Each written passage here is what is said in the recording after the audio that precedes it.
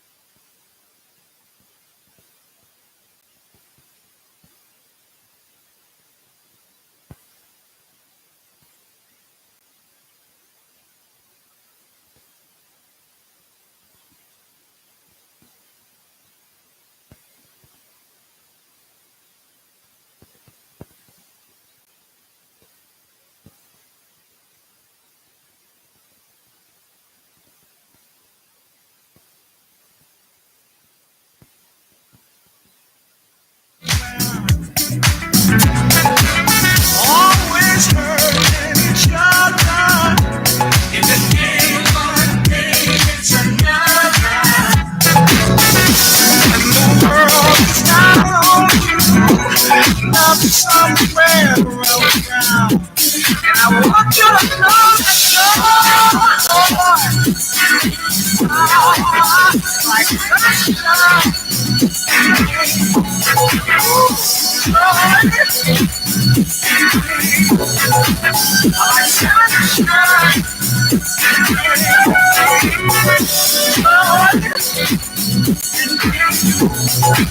I like sunshine and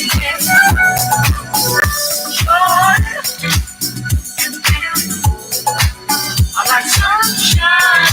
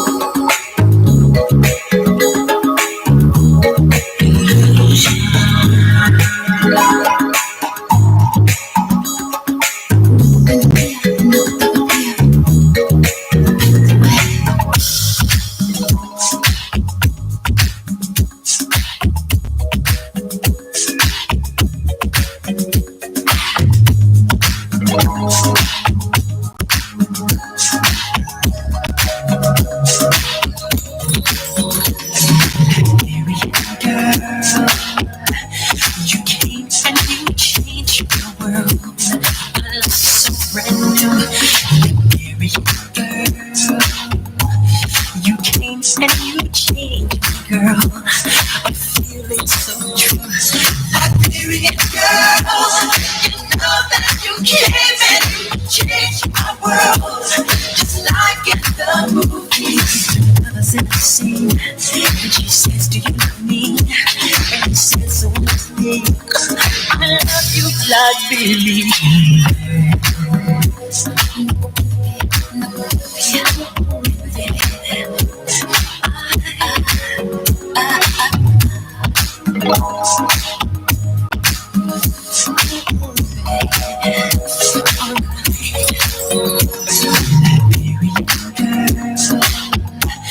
More precious than any pearl.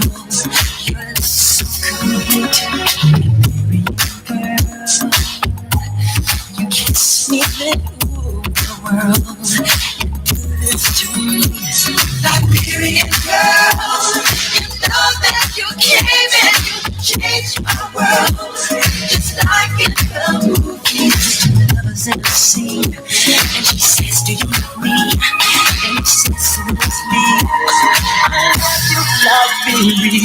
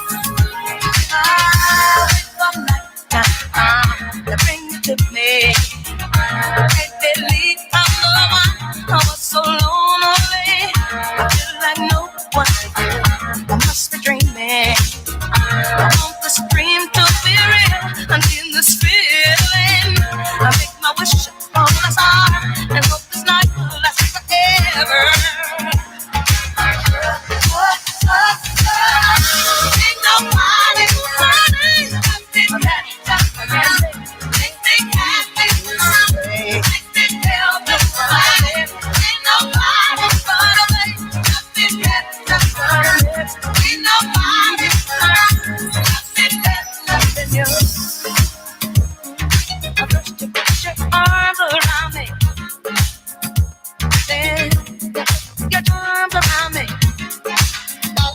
I can't resist this sweet surrender.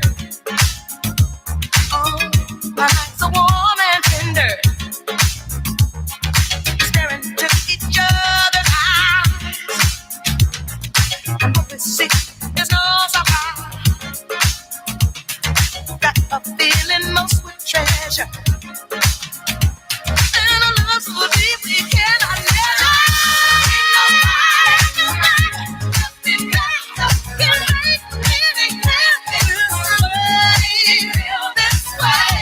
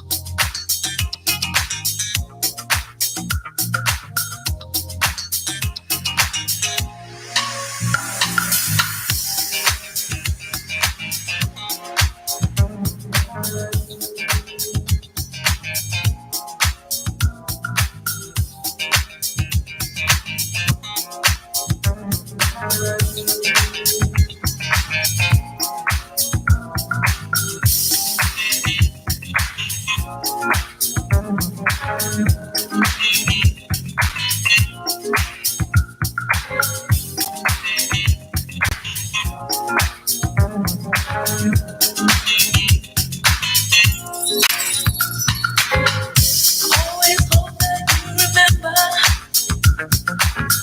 what I really love, the meaning of it all. What we have is strong and tender. Hold on. In the middle of the madness, when the time is running out and you're left alone, all I want is you to know that it's strong still, can pour like a ball. Nothing can come between us. Nothing can pour like a ball. Can come between us. Between us.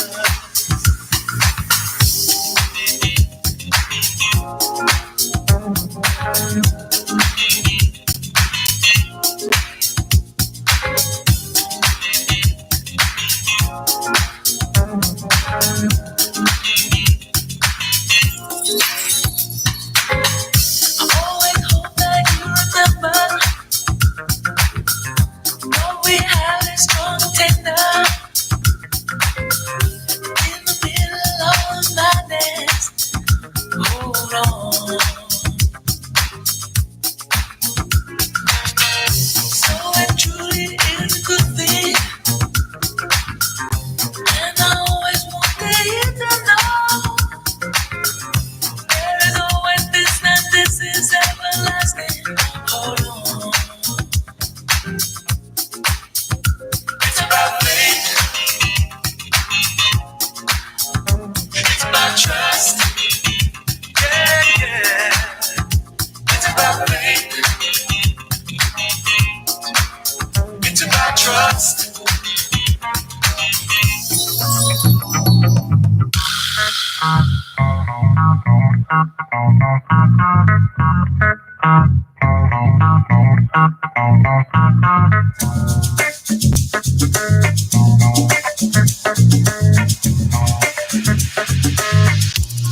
Somebody help me, yeah.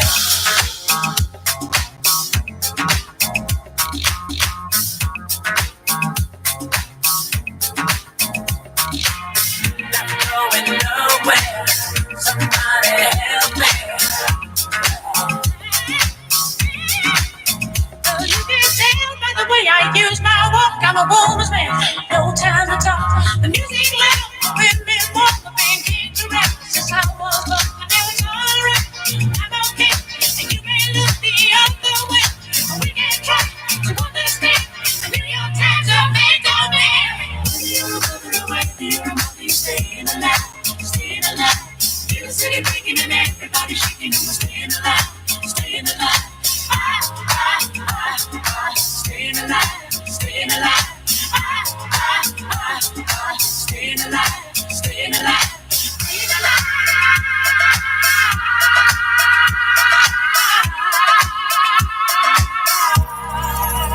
Oh, when you walk.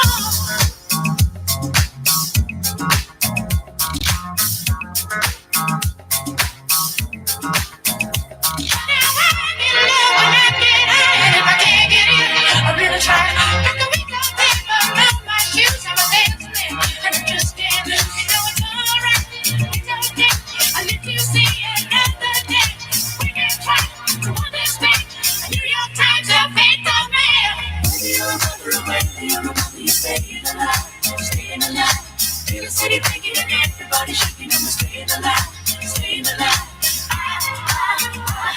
Staying alive, staying alive. Staying alive, staying alive, staying alive.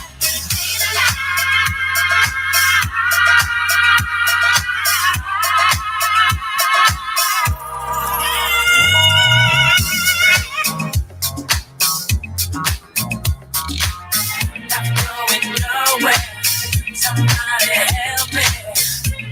Somebody help me, yeah. Not going nowhere. Somebody help me, yeah.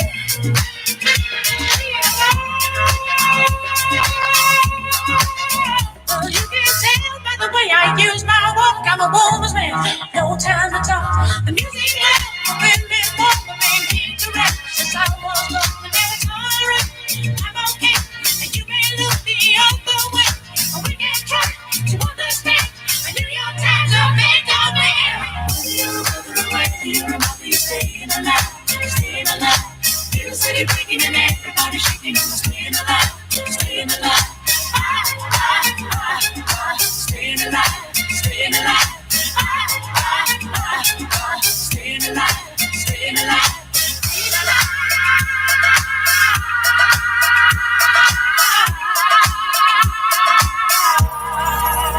Oh, when you walk. Somebody help me, yeah. Somebody help me, yeah. Somebody help me, yeah. Somebody help me, yeah.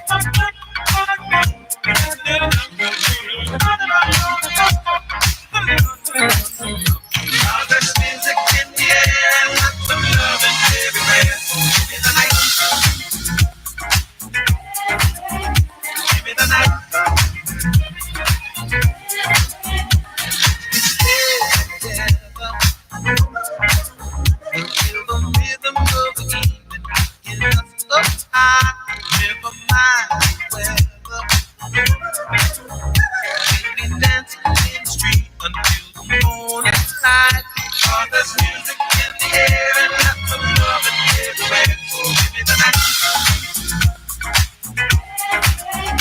Give me the night. Give me the night. Give me the night. Give me the night. Give me the night.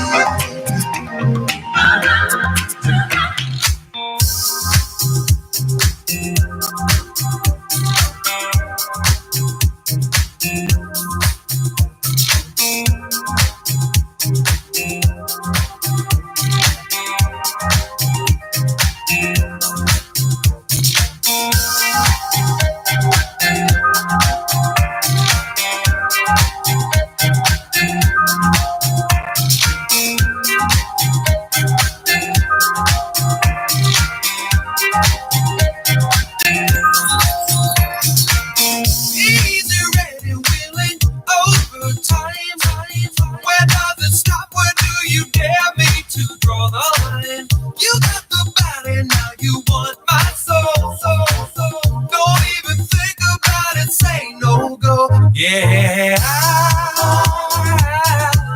I'll do anything that you want me to. Yeah, I'll do almost anything that you want me to. Yeah, but I can't go for that. No, no, no, can do. I can't go for that. No, no, no, can do. I can't go for that. No, no, no, can do. I can't go for that. Can't go for that. Can't go for that. Can't go for that. I can go for being twice as nice. I can go for just repeating the same old lines. Use the body, now you want my soul. So, forget about it, now say no go. Yeah, I'll do anything that you want me to. Yeah, do almost anything that you want me to. Yeah, but I can't go for that. No, no, no, no, can do. I can't go for that. No, no, no, can do. I can't go for that. No, no, no, can do. I can't go for that. Can't go for that. Can't go for that. Can't go for that. Yeah.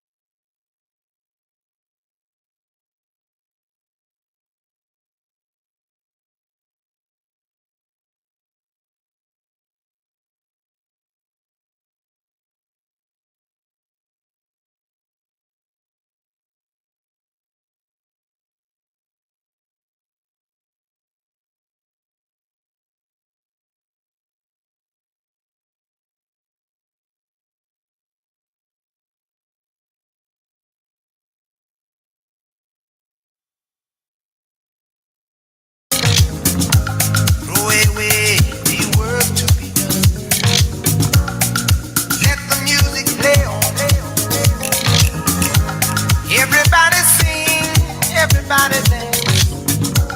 Lose yourself in wild romance. We're going to party, caramba, fiesta, forever. Come on and sing along. We're going to party, caramba, fiesta, forever. Come on and sing along. We're going to party, caramba, fiesta, forever. Come on and sing along.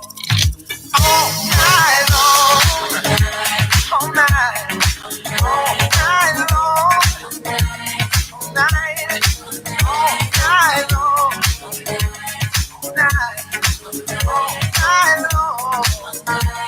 Oh,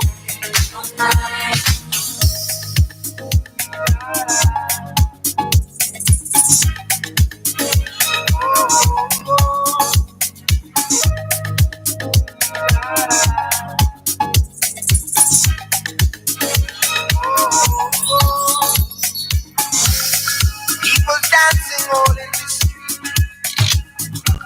See the rhythm falling there.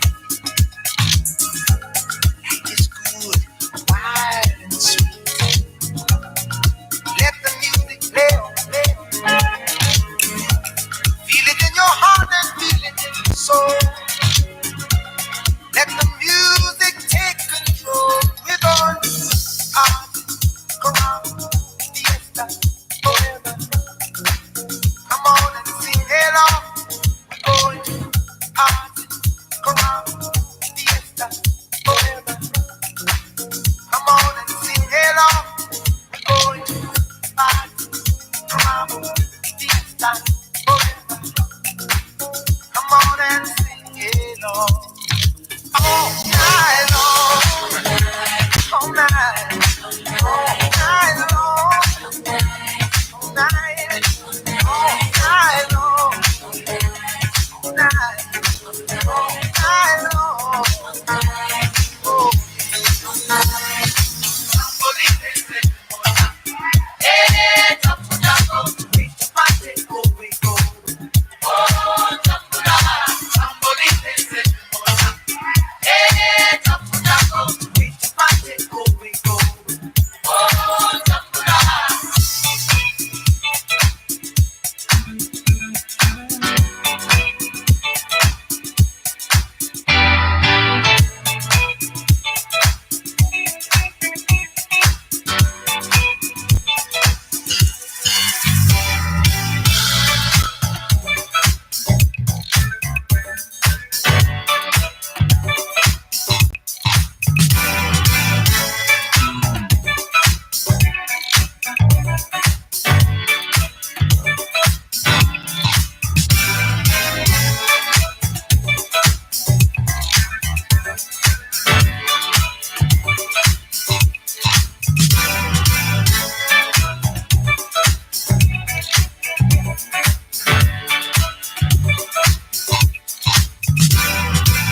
Can't fool myself, I don't want nobody else to ever love me. You are my shining star, my guiding light, my love that's to see. There's not a minute, hour, day, or night that I don't love you. You're at the top of my list, cause I'm always thinking of you. I still remember in the days when I was scared to touch you. How I spent my day dreaming, planning how to say I love you. You must have known that I had feelings deep enough to swim in. That's when you opened up your heart and you told me to come in. Oh, my love. 1,000 kisses from you is never enough. I just don't wanna stop. Oh, my love. A million days in your arms is never enough. I just don't wanna stop. Never too much, never too much, never too much.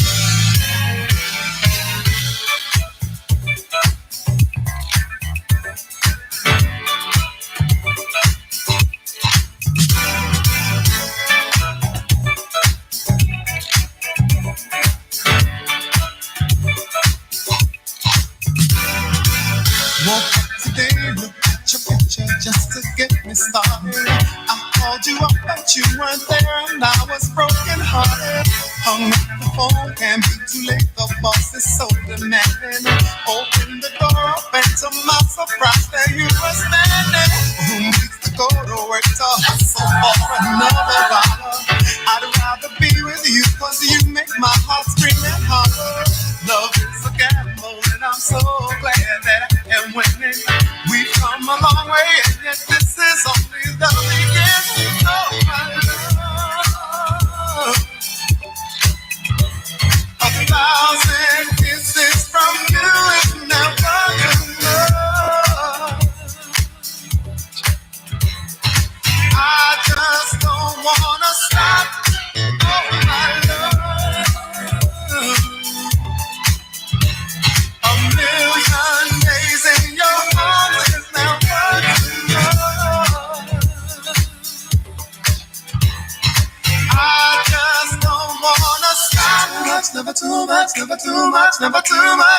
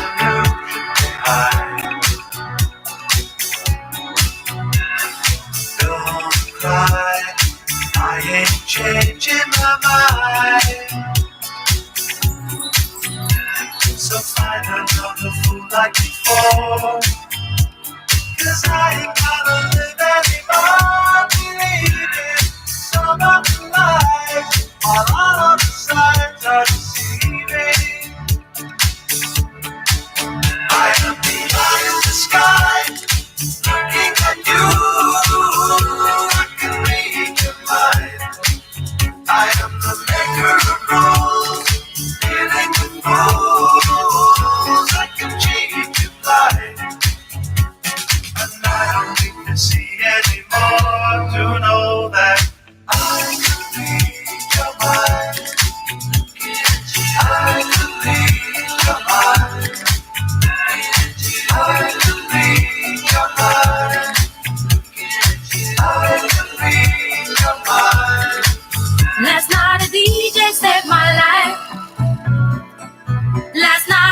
DJ saved my life from a broken heart. Last night a DJ saved my life. Last night a DJ saved my life with a song.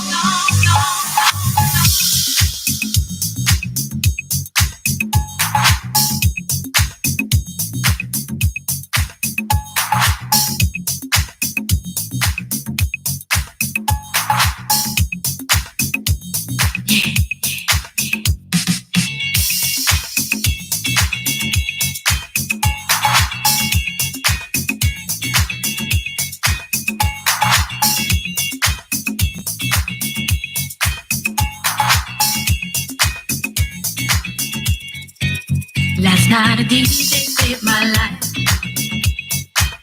Last night a DJ saved my life, yeah. 'Cause I was sitting there bored to death, and then just one breath he said, you gotta get up, you gotta get up, you gotta get down, girl.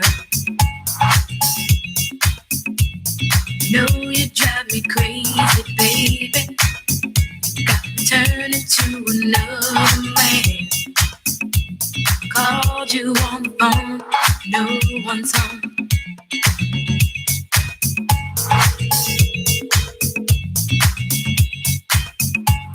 Baby, why leave me all alone? And if it wasn't for the music, I don't know what I'd do. Yeah. Last night a DJ saved my life. Last night a DJ saved my life from a broken heart. Last night a DJ saved my life.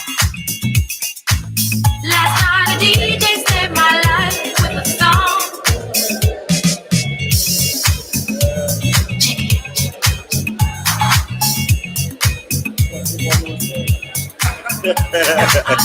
Into my car. Hey, good morning, good morning. Dumela, le kae? Dumela magolo le bana. Welcome to Jen. Is everybody feeling good? I can tell that everyone is a bit agitated. You know, when you meet serious people wearing suits at a creative event, we tend to wonder, was the brief not that is the creative sector? So if you've got a tie on, you've got a suit on, please feel free to take off your jacket. With those kind of, we like to make sure that conversations are actual conversations. You know, I know people in corporate always want to talk about measurability, 5-year plans, how we are going to execute. We talk about things like call sheets, production schedule, and all of the above. Obviously today,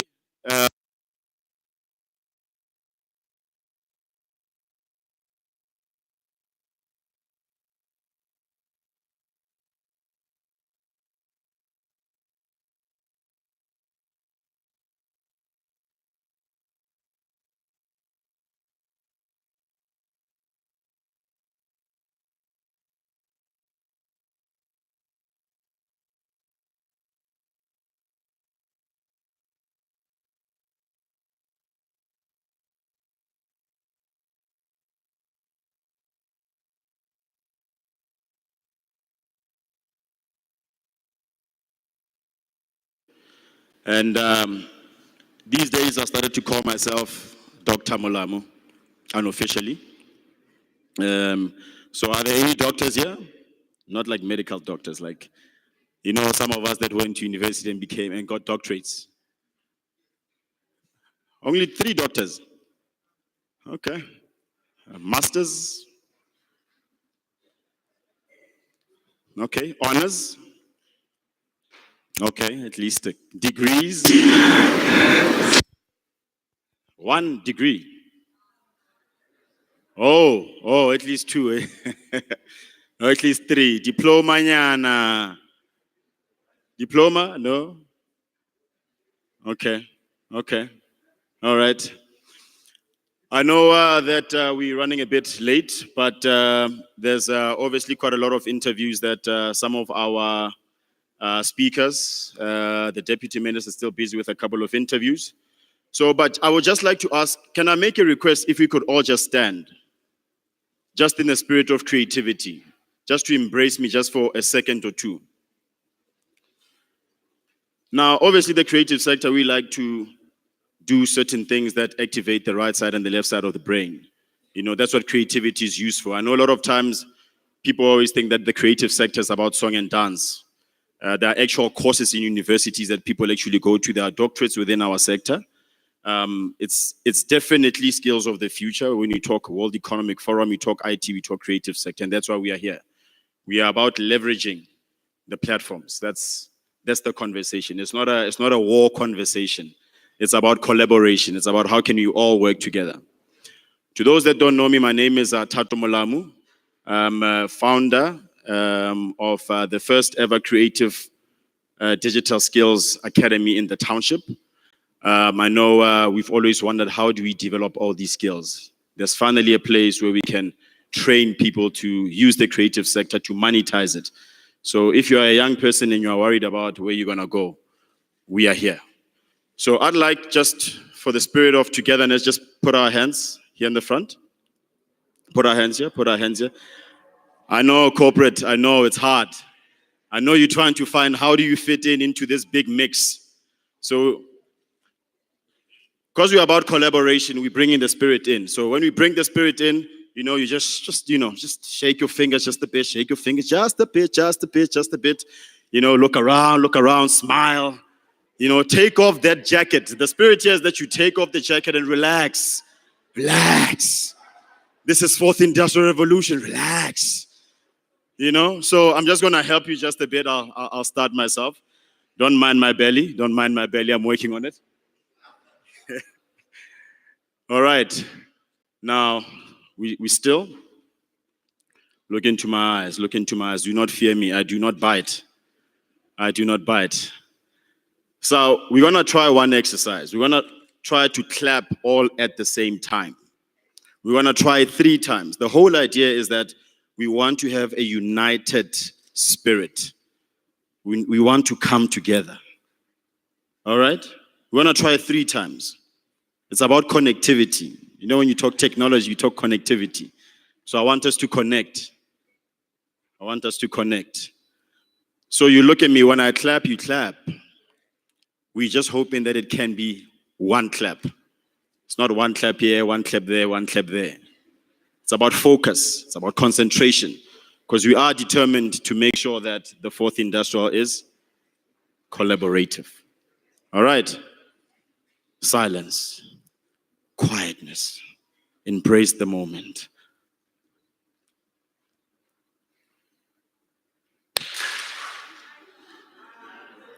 You only have 2 chances. If we fail, we're all going home. Sorry, Minister.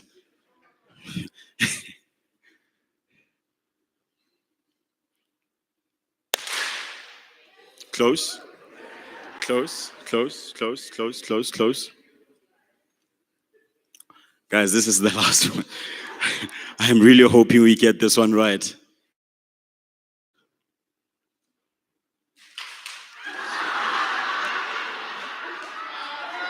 Minister, with your permission, can we all go home?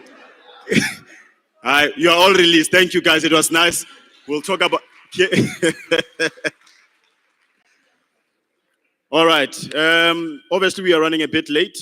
So we'd like to kick off the conversations. Welcome, Minister. Thank you for allowing these conversations to happen. And I guess all of us will definitely network at the end of the event. The day is going to be long. There will be tea breaks. The bathrooms are on which will be your left side, right? It is my left. And then for the ladies, it's on my left, which will be your right. All right? And if you are looking for my contacts, just hit me up. I'm here. All right. I'd like to call on Dr. Armstrong to come and give us an overview on what the fourth industrial revolution is like.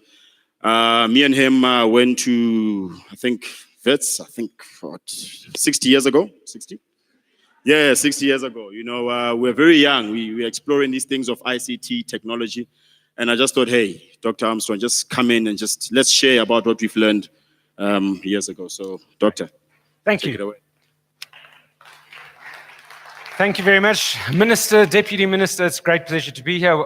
Good morning, everybody. As it said, I come from Wits, so I do put on a jacket and tie once a year.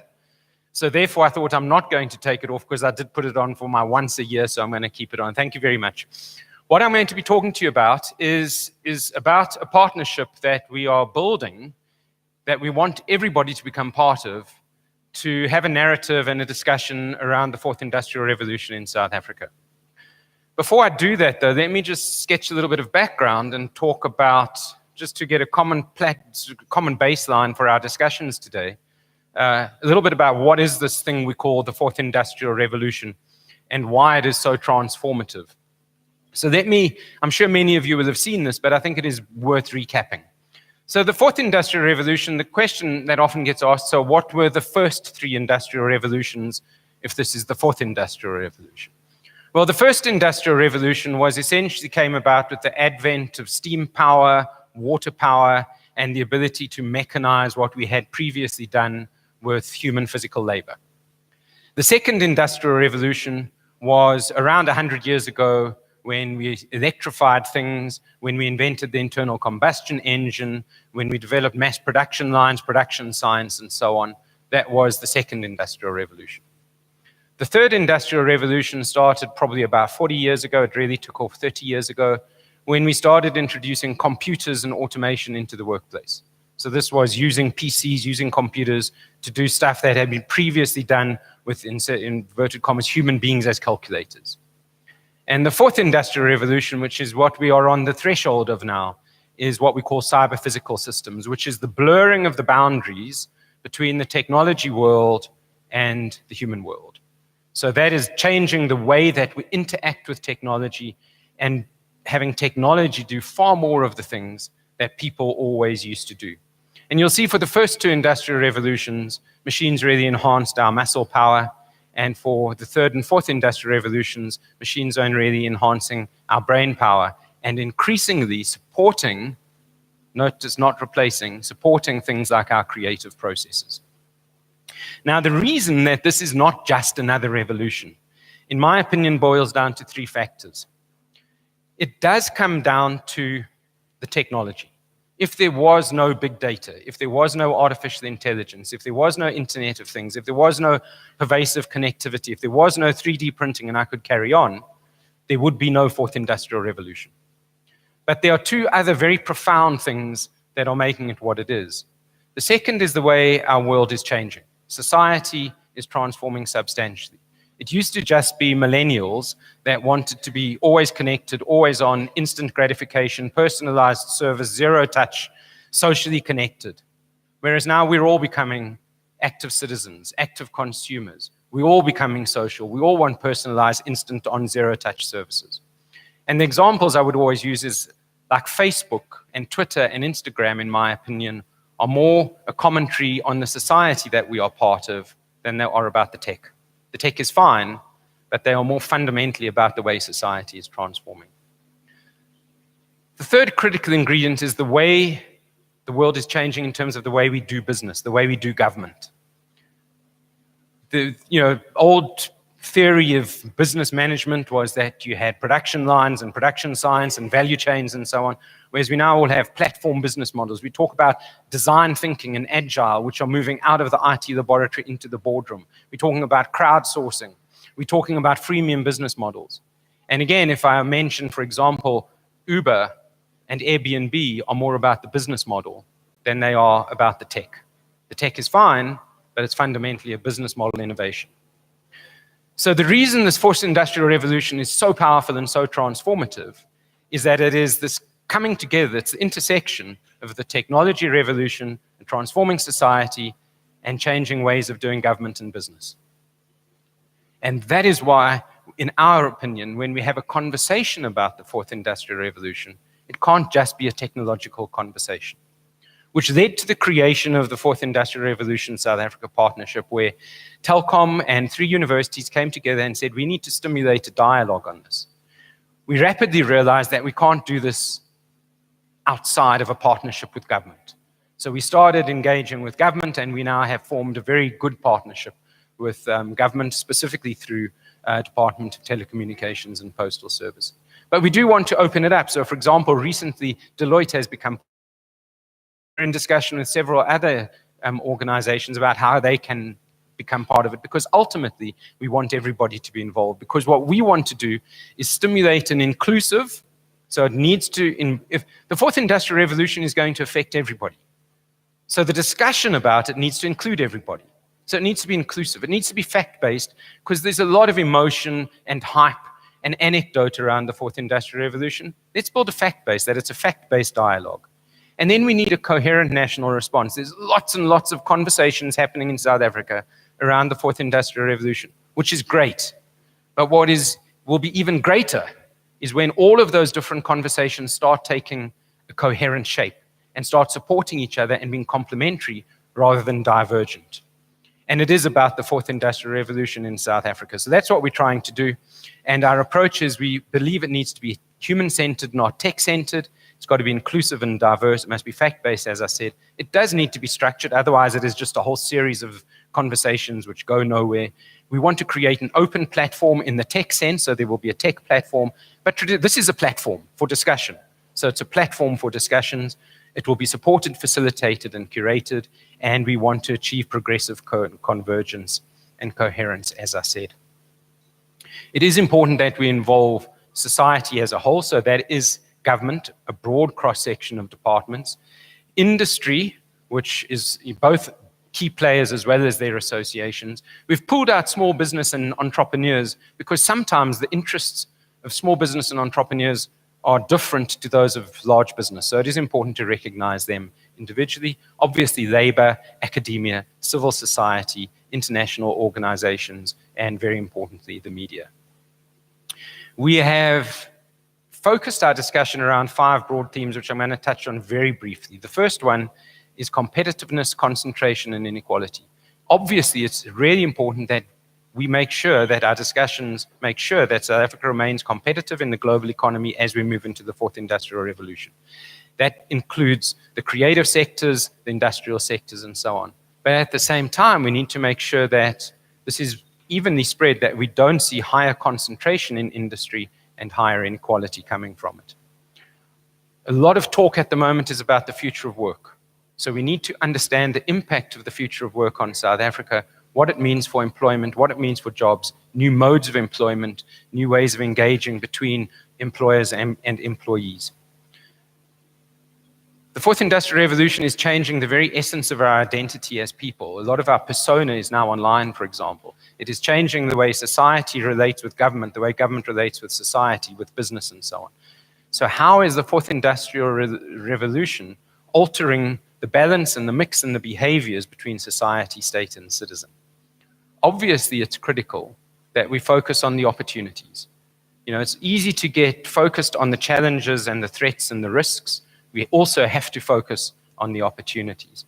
And finally, we need to understand the critical success factors. What will it take for South Africa and sectors in South Africa and businesses in South Africa and individuals in South Africa to win in the fourth industrial revolution? Our process is that we started last year. We established the partnership. We are now in the process of broadening participation with sector workshops across a broad range of sectors, leading to a digital economic summit, which we will be hosting on behalf of government on the 11th and 12th of April this year. And we are very, very delighted that government and cabinet has endorsed our process to actually host that. But that is a critical summit, and we invite participation from across industry. Then we'll move into how do we actually elaborate on those work streams and themes, leading to a further summit probably next year, about the same time next year, where we pull it all together. And then we need to think about how we execute. So that's the fourth industrial revolution partnership and our process. I'm not a creative expert. I was once upon a time a musician. I still have a recording studio downstairs, but that's about the extent of my creative credentials.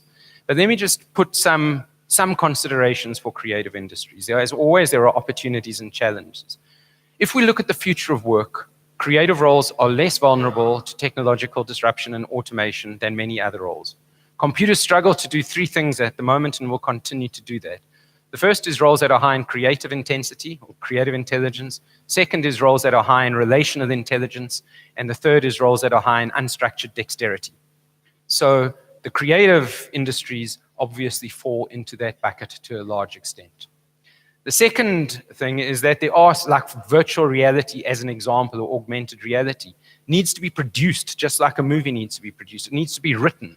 It needs, and that's a huge, globally, that will be a huge growth market. That's one example.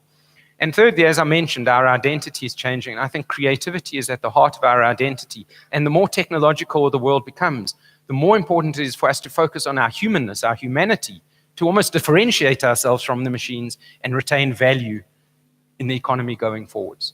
And creativity is at the heart of that. As always, though, there are some challenges.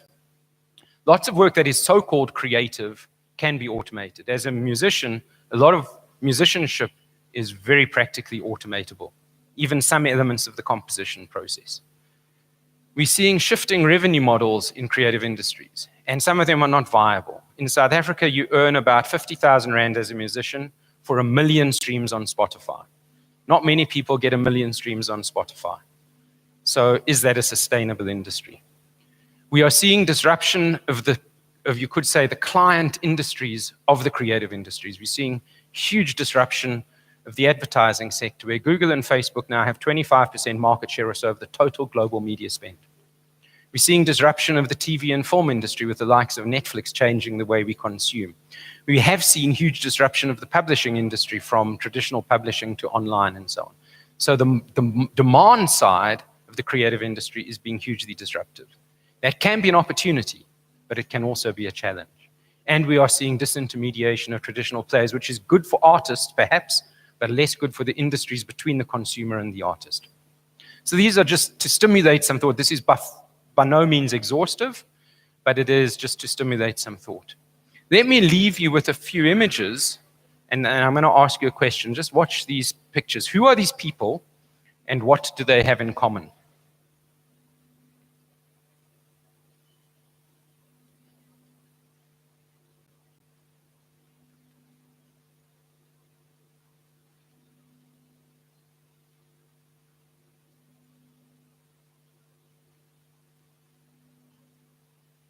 It's actually a bit of a false question, because those people do not exist. What they have in common is they came from a website called thispersondoesnotexist.com. And it shows the power of automation to change what we thought we could never automate. Those people, I think you would all agree, look completely real. You can look at it in a high-res graphic and you will not be able to say that this is not a photograph, a high-definition photograph of a real person. If that's what we can do today, think what we'll be able to do in terms of animation, creating new personas, false personas. And once we learn, and AI will also learn the way people move, that you'll get realistic movements, realistic behaviors, realistic speech.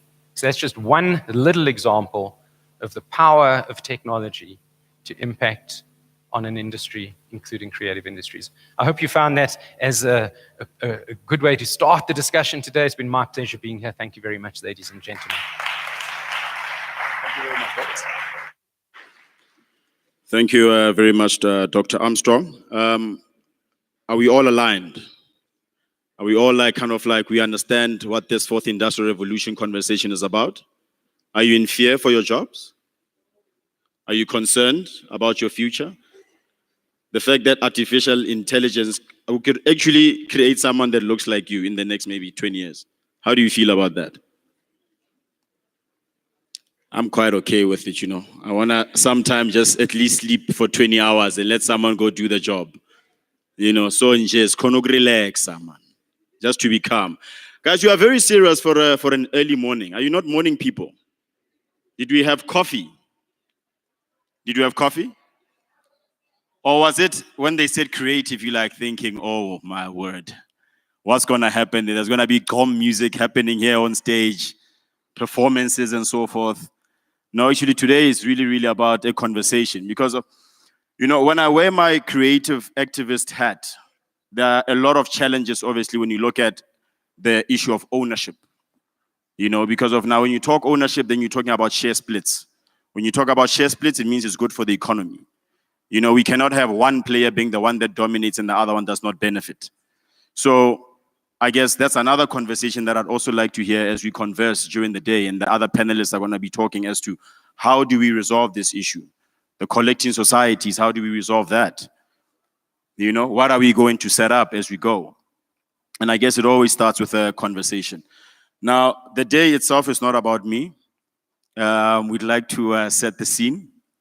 I'm going to ask our Honorable Deputy Minister, Kekana, to set the mood.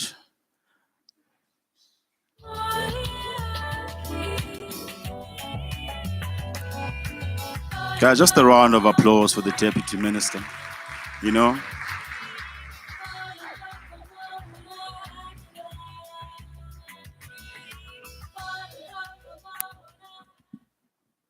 Thank you, Program Director Tato. I know you are part of the furniture of 4IR.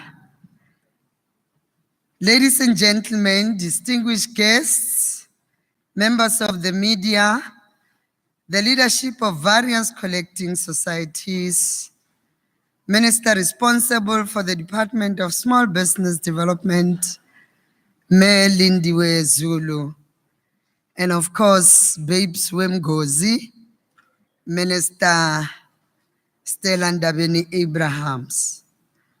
Abusheni, Dimacheroni, Dumelang, Morong, Molweni, Sanbonani, Kusile. Goeiemorgen, good morning. Let me start by saying that this program aims to take forward the work started by Minister of the Department of Arts and Culture, which took place some few weeks ago. Program Director, I'm not greeting in most of the official languages to pass time or expose my proficiency in these languages. I'm using these languages upfront because I think languages say a lot about who we are as a nation. Languages carry our cultures and values. Our diversity is best exposed when one delves into the different languages that are spoken in this great nation. They are vehicles of our creativity. Ladies and gentlemen, this industry carries the mirror which allows society not only to see itself, but also reflect upon itself what type of people we want to be. The creative arts industry, of all intents and purpose, is like a canvas upon which practitioners like yourselves conjure up an interpretation of your lived experience to which some amongst us in society can relate to. Minister Zulu, I have no doubt, will tell us how important the creative industry is from a job creation and business development perspective. After all, this industry is a critical part of the modern economy where critical information is produced and distributed through industrial means, applying the creativity of individuals and groups to the generation of original cultural products which may have commercial value either through direct sale or consumers or as intellectual property.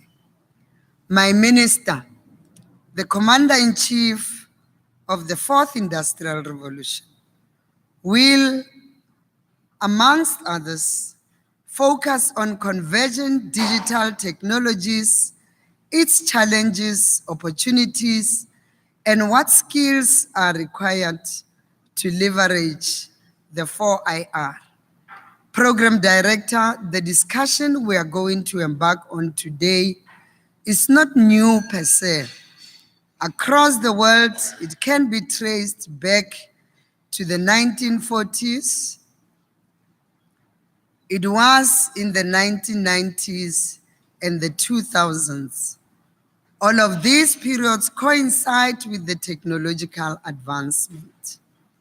I therefore urge you to dissect and discuss the policy strategies we have developed over the years, which seek to promote creative industries, expand the markets, and strengthen the development of intellectual property.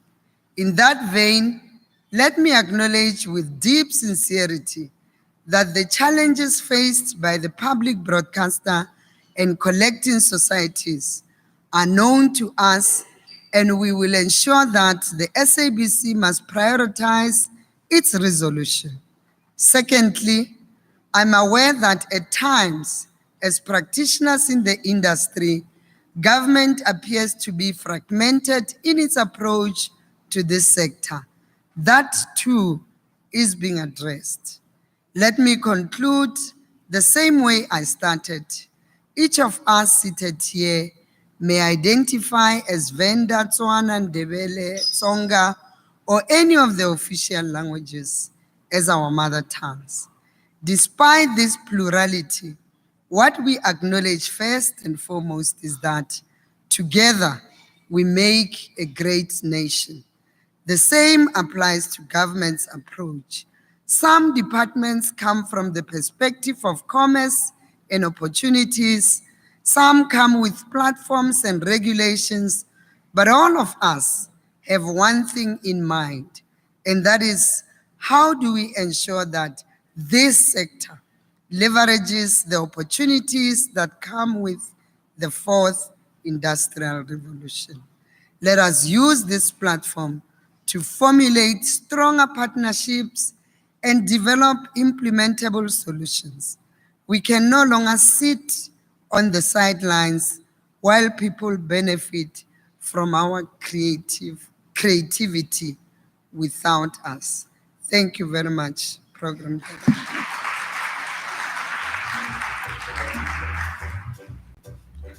Thank you very much, Deputy Minister.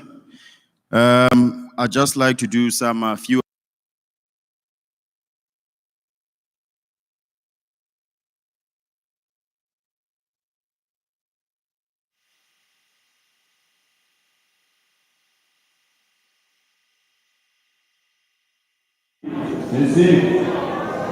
Yeah, don't worry, we're working on that thing. So we're working. So you can all take out your phones while I read out the Wi-Fi code. Look for 4IR Creatives. Once you find it, you can just scream, woo, found it. All right, great. And then the password is Gen Africa. GEN, everything small capital. Before you become big, you must start small, you know. Is everyone sorted with the Wi-Fi code, password? Are we good? All right, great. One of the things that I know we never converse about when we speak about creative sector is the business of the creative sector.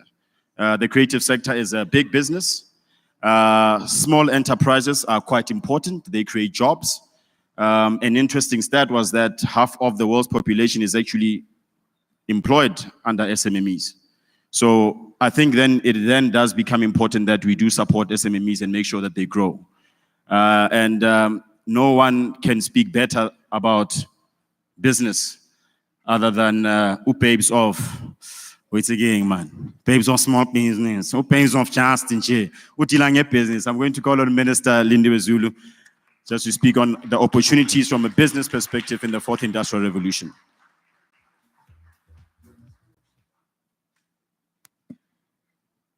Minister, the reason why people are sort of like,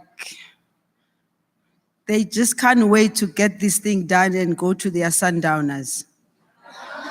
It's Friday, no? You have them here. So you heard what the minister said. So can you just lively up a bit because the sundowners are going to happen here.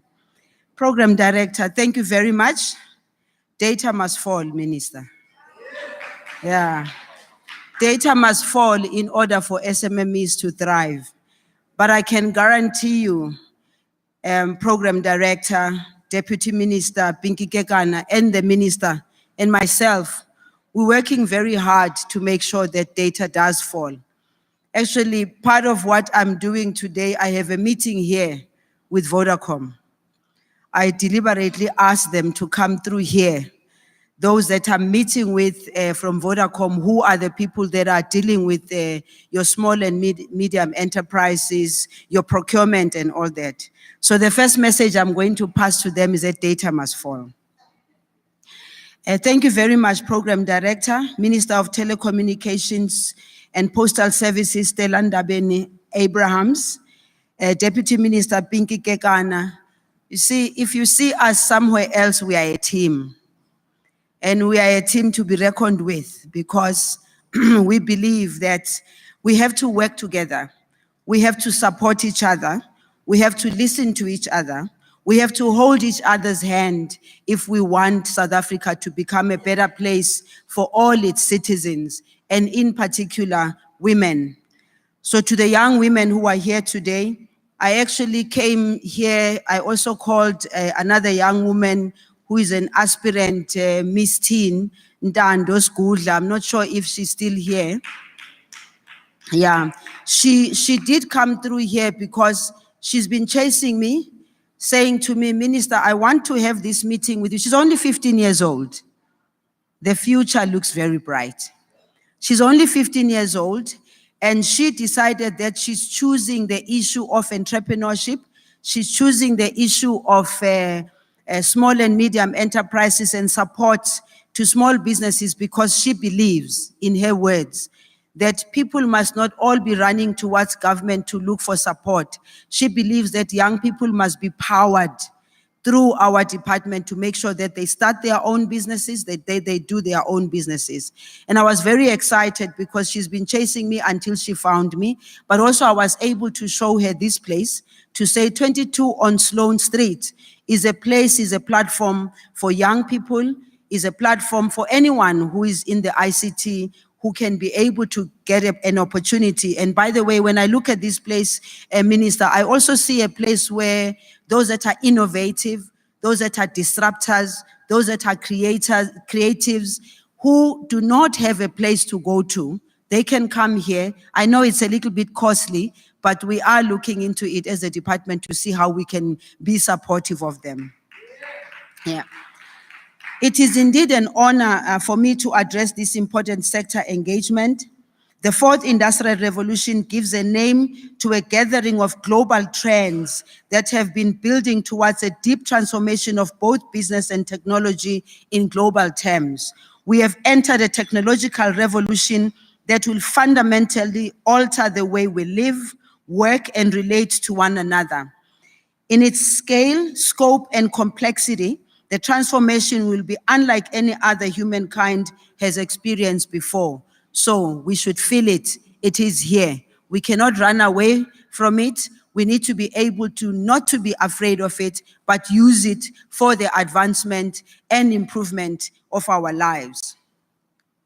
This I say in relation to many commentators, business and technology leaders who are talking about the trending hype that surrounds major new technologies like the Internet of Things, IoT, and connected devices, big data, cloud computing, artificial intelligence, and machine learning, blockchain and distributed ledger technology, autonomous and urban and rural mobility, drones and tomorrow's airspace, precision medicine, digital trade, and cross-border data flows, and the new fourth industrial revolution for the earth, where the well-being of human societies is intertwined with the environment and natural resources fuel the growth of industries and economies.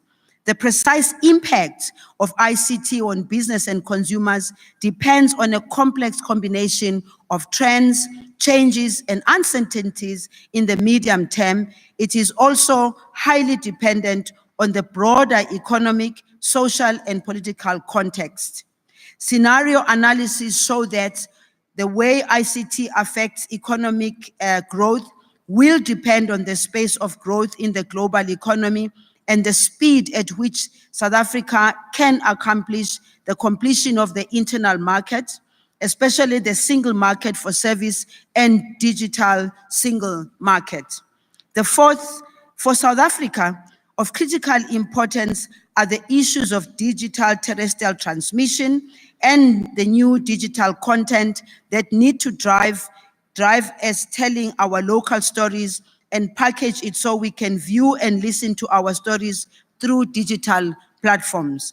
We know that when we see people living in rural areas today, they walk around with their cell phones, busy nama-cell phone. But we like that because it means people, not only the people who are in towns are going to benefit, but it is also people who are in rural and townships. As South Africans, it is important that we embrace these technological shifts that will alter business success going forward.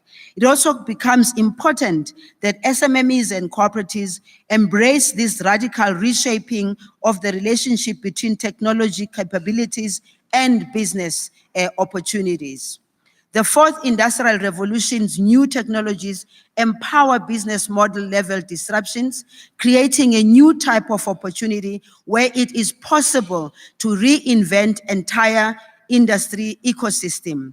The current period of rapid, simultaneous, and systematic transformation driven by advances in science and technology is reshaping industries, blurring geographic boundaries, challenging existing regulatory frameworks, and even redefining what it means to be human. And I think the pictures that we saw here are testimony to that. Now, our responsibility as government is to make sure that we create the conducive environment in as far as the regulatory environment is concerned.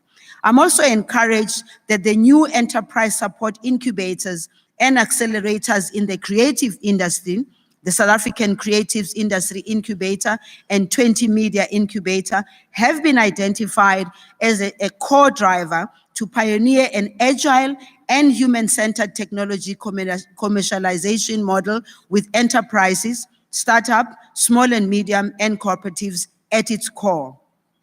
Incubators must focus on creating a new generation of South African startups that will drive the creation of disruptive technologies and the creative industry. I must indicate that the Department of Small Business Development, together with the Department of Science, Technology, and the Department of Telecommunications, is working on a fund, a special fund that will be there to support startups in particular, because we realized as when we started this department 5 years ago, that part of what is the biggest challenge and a bigger challenge for young people, for new innovators, is startup.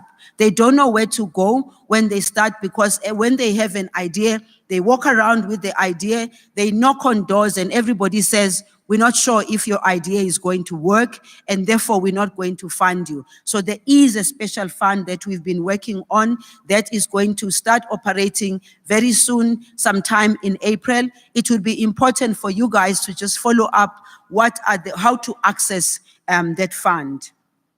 According to the World Bank 2015 country indicators, small business in South Africa represents 98% of total registered businesses, but only contribute 49.4% to GDP and employs 63.76% of the total workforce.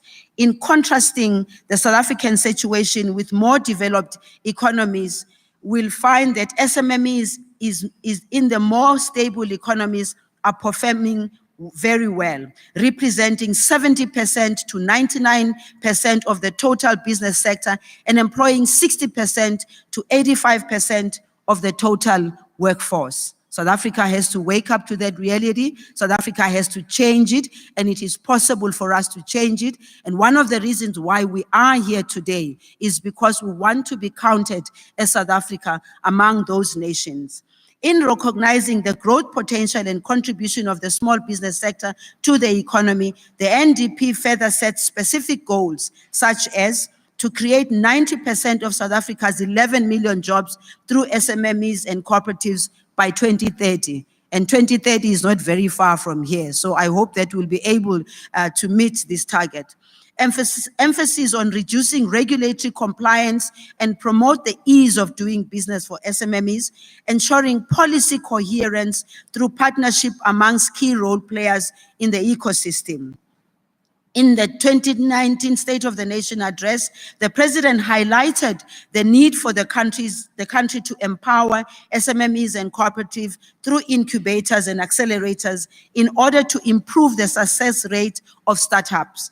He mentioned that SMMEs need to have access to high quality support infrastructure, support instruments, and innovative business support in order to improve their sustainability. And this we have to take to the township, take this to the rural areas. But Minister and Deputy Minister, we know very well that we can speak about this, but if the infrastructure overall, I'm not just talking about infrastructure that we're here today, infrastructure overall in the rural areas and in the township, we can empower them the way we want right now. But if the infrastructure for them, from transport to accessibility of amenities and everything is not viable, then what we're doing here might not necessarily reach them.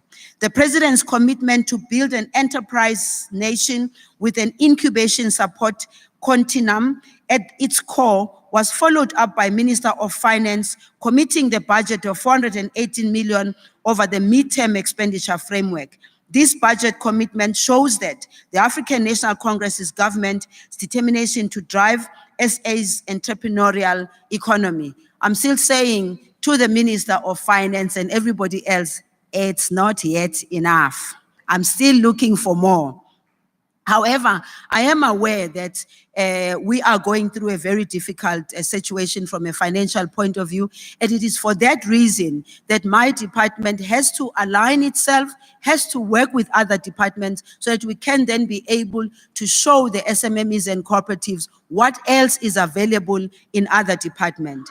This commitment will also enable the department through its support agency, CEDA, to scale the CEDA incubation program in partnership with the private sector, including the establishment of 4 tech hubs in township and underserviced provinces. Today, we find ourselves in a global digital economy whose rate of change is faster than the world has seen for the past 300 years. Machine learning, automation, and artificial intelligence are set to change what work and enterprises will look like, particularly as more and more industries undergo digital transformation. The question is, how do we build skills and transform South Africa's rural and urban space as hubs for local economic transformation?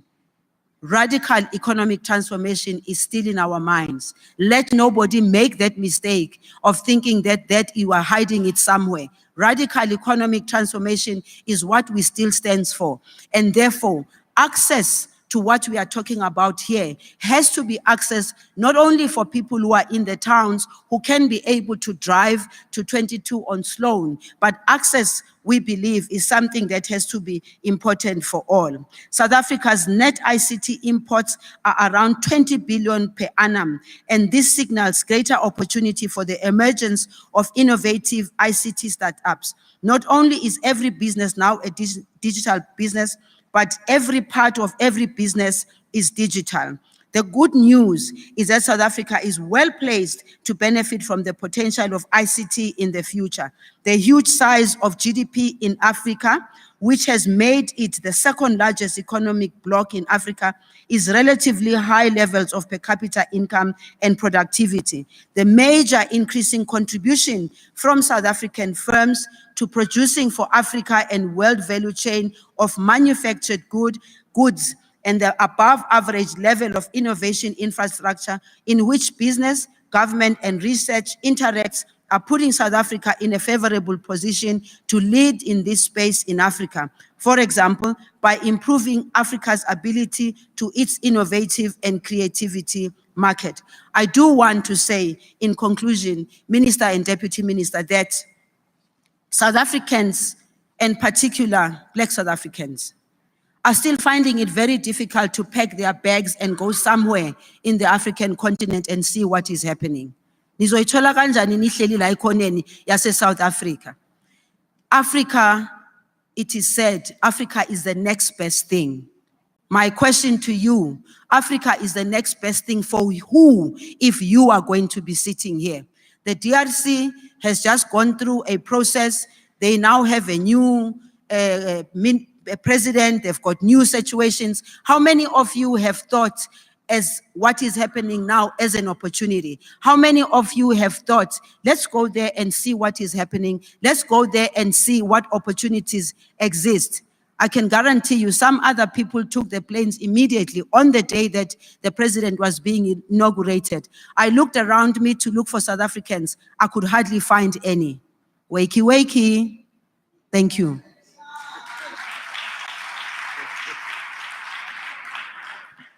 Come on, guys, wakey, wakey. Are we awake? Asfugeni, man, asfugeni. You know, more. You know what? Okay, before I go there, I just want to start to say that women leadership is a very interesting thing. You know, it brings a certain nuance. It brings a certain Kanabarenga's French is something, man. Something. It's got the motherly touch. It's got that thing that also says, when we believe in something, we will fight for it. So I just want to applaud you. The women leadership or in the different ministries that well done. Malebongwe. So we are streaming live. I hope that no one did not tell their wives that they're here or their husbands that they're here. Someone probably said, hey, babes, I'm in Bloemfontein, Nigante Utlo Network. So we are live streaming. If you are on Twitter, it's at Government ZA. So you can either maybe share with friends, other colleagues that could not be here today, if they want to catch the festivities of the day. On Facebook, it's South African Government. And on YouTube, it's South African Government. The hashtag, this is for the millennials. We are all millennials, by the way, guys. We are all millennials. The hashtag is building a capable 4IR army. We are about trending today. You know, so, you know, what trending is about. Yeah, let's make this thing happen. Let's make this thing happen. I just like to, you know, take from a few words that Prahu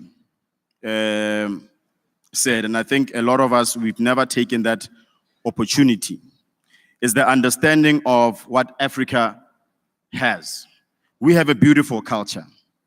We are rich, not only just in minerals.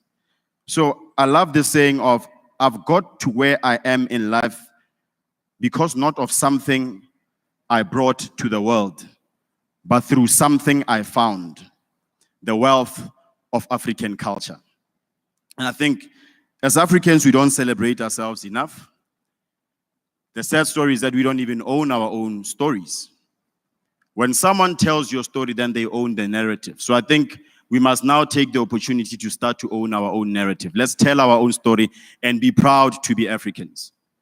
And Africa is not by the fact that we say that you are black. When you are African, it's because you live in Africa. So what opportunities are there? They're there. The opportunities are endless. So let's take advantage of the opportunities that are there. I would also like to say, Minister, we do agree when you talk about township. The townships are very, very important. We need to revitalize townships. We need to normalize access because of travel costs are expensive. If you want to come to town, come to do research, data itself is expensive. So entrepreneurship is a thing that we also need to start to encompass. We need to start to build. How do we support SMMEs? I'd also just to welcome another gentleman. He's from Ghana. We have an international guest here. His name is Good Kelly. He's a YouTube ambassador. He does training to teach other young people on how to monetize the space of YouTube. We found a partnership all the way in Africa when I was doing my travels in Ghana. And we're trying to say, how do we then work together so that we are able then to develop all these skills? and teach each other. Each one teach one as Africa. So Minister, we must applaud your great work that you are doing, that we are now starting to find ways to collaborate. But because I'm not the keynote speaker, let me not kia lolololo. So, ladies and gentlemen, the Madame herself, the CIC of 4IR, is our keynote speaker, babes. Minister Stella Ndabeni.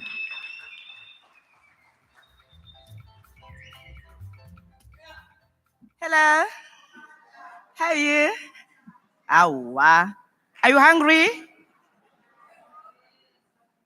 Are we thirsty? All right. We're going to make sure we attend to that thirst, because I didn't hear you saying hungry. I heard lots of yes when I asked about thirst. I am Stella Ndabeni-Abrahams, as I have been introduced. Okay, known as the commander of the 4th Industrial Revolution. Take it. My sisters, I'm very blessed, let me start there, to be the person that I am, coming from a small village in Mthatha. It's popular, Mthatha. Madiba comes from there, you can't forget it. But most importantly, getting to know the world through the people that surrounded me. Starting from the movies I watched, the soapies that I watched, but most importantly, getting to read what I got in the books without me really getting in a plane or in a train. I got to appreciate what happens in the streets of Jozi. I got to appreciate what happens in Nigeria. But that time, I have never even visited those. And thank you to the work of the creatives that made sure that in my little house at home, in my village, the world is brought at home. And indeed, I identified. In most cases, when we talk about the 4th Industrial Revolution, as Brian said, we think technologies. We want to shift that focus that people think that the 4IR is mainly about technologies. When we unpack the crucial components of the 4th Industrial Revolution, we put the people at the center. And as we put the people at the center, we begin to say, I don't care if you can come up with your artificial intelligence, you know, your Siri on your phone, people think artificial intelligence is still coming. As you go to your Siri on the phone, what can I do for you? And Siri tells you, and you tell Siri, I'm looking for number 193 Rigel Street, and Siri helps you. We're living the 4IR. As we do that, because I do not know where's 193 Rigel, I keep on missing, I can't even read this map properly that is in front of your screen, whether it's on a cell phone or in the car, and she gets irritated. No, 10 back. And you're like, who's this one that is giving an instruction to me? And in most cases, we tend to think it's just happened. The machine just woke up and decided to know our areas. We forgot somebody programmed the machine to assist us because we don't know everything. Somebody saw an opportunity and said, how do I utilize my creativity and the knowledge that I have to make sure that this person does not only just click and follow the map, what do you call it, the GPS, but at least I put a voice in it. If you go to certain museums, mainly in America and Europe, as you go there wanting to read about what's happening, whether it's the history of slavery and all that, you go there, it's so exciting because you're able to ask questions and it responds. And in South Africa, it has been said that we're not a good reading nation. In South Africa, it has been said that our children, although MSc Lesotho tried to introduce digital classrooms, but the kids get to be bored. And I listened to my colleagues trying to justify how this is not good that we introduce technology to classrooms. And I whispered to another one, of course, so So I whispered to this one to say, you know why kids are bored when you just give them a device with that content that you just digitize? Because there's no creativity in it. Kids want to come to a classroom with a tablet that can relate well with them as they do in your living rooms. The first thing they do is they sit in the couch, they open their TV, they go to cartoons. Why can't we utilize that appeals to them to make sure that we educate them and therefore be able to transform the society and promote the digital literacy that we're talking about? My daughter then told me when I shared with her, because she's a writer, she's a published author, she told me, the thing is, Ma, you don't have creative people. You have people who went to school and they know how to write a dissertation, that formal writing, that it belongs to the 20th century. And the young ones of the 21st century really want a challenge. They do not want to be told of the frustrations of the world.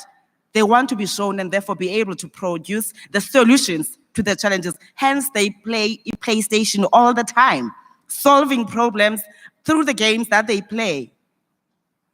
And then, as a person in the comm space, I said, wow. Then it therefore tells that this fourth industrial revolution will never be successful if we leave out those that matter most, the creative industries. If we talk about the 4IR again, we say the next big thing is video, the platforms that we're creating. As much as babes were internet at times, that we have a responsibility to provide connectivity, but how do we make sure that we do not only provide free Wi-Fi in certain areas and people just are busy gossiping gossip who's not progressive. We gossip a progressive one. But there are those ones that just sit there to laugh at Minister Zulu's hair, laugh at my silly things, but not learning anything or teaching people through what they see, which is why the creatives are there. That ability to be able to look at that orange bin bag and be able to come up with something that can teach and inspire somebody at home. By the nature, that's who you are. The drivers of social cohesion in our society, but most importantly, those that make it to be impactful, irrespective of what is it that we're trying to introduce in our society. I did say that I come from a village, listening to a radio station, especially Brenda Fassie, singing The Black President. I was too young then, but I could relate very well because of how she narrated the story through a song. And I could see that there's no way that I can associate myself with that call to say, let this man be freed. Listening to most of the songs that were played by different people, the ones that sought to say, how do we make sure that bring him back home? Ndabeni-Abrahams, people calling for emancipation. Do we think or believe that today, that role that we played in the past is no longer relevant because people talk of the fourth industrial revolution? If we think like that, it means we have not realized our own purpose and contribution to make. As we talk of the Google platforms, Amazon and everybody there, how do we then make sure that we get to be at the center as the creatives?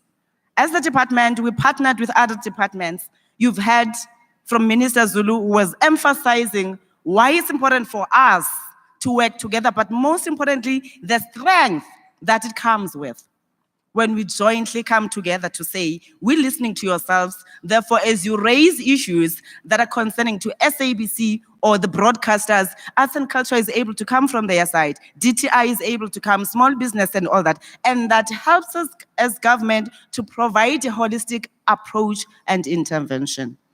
And one of those interventions was to make sure that when we called for nominations for the Fourth Industrial Revolution Council that's going to be led by the president, we make sure that the creatives are included.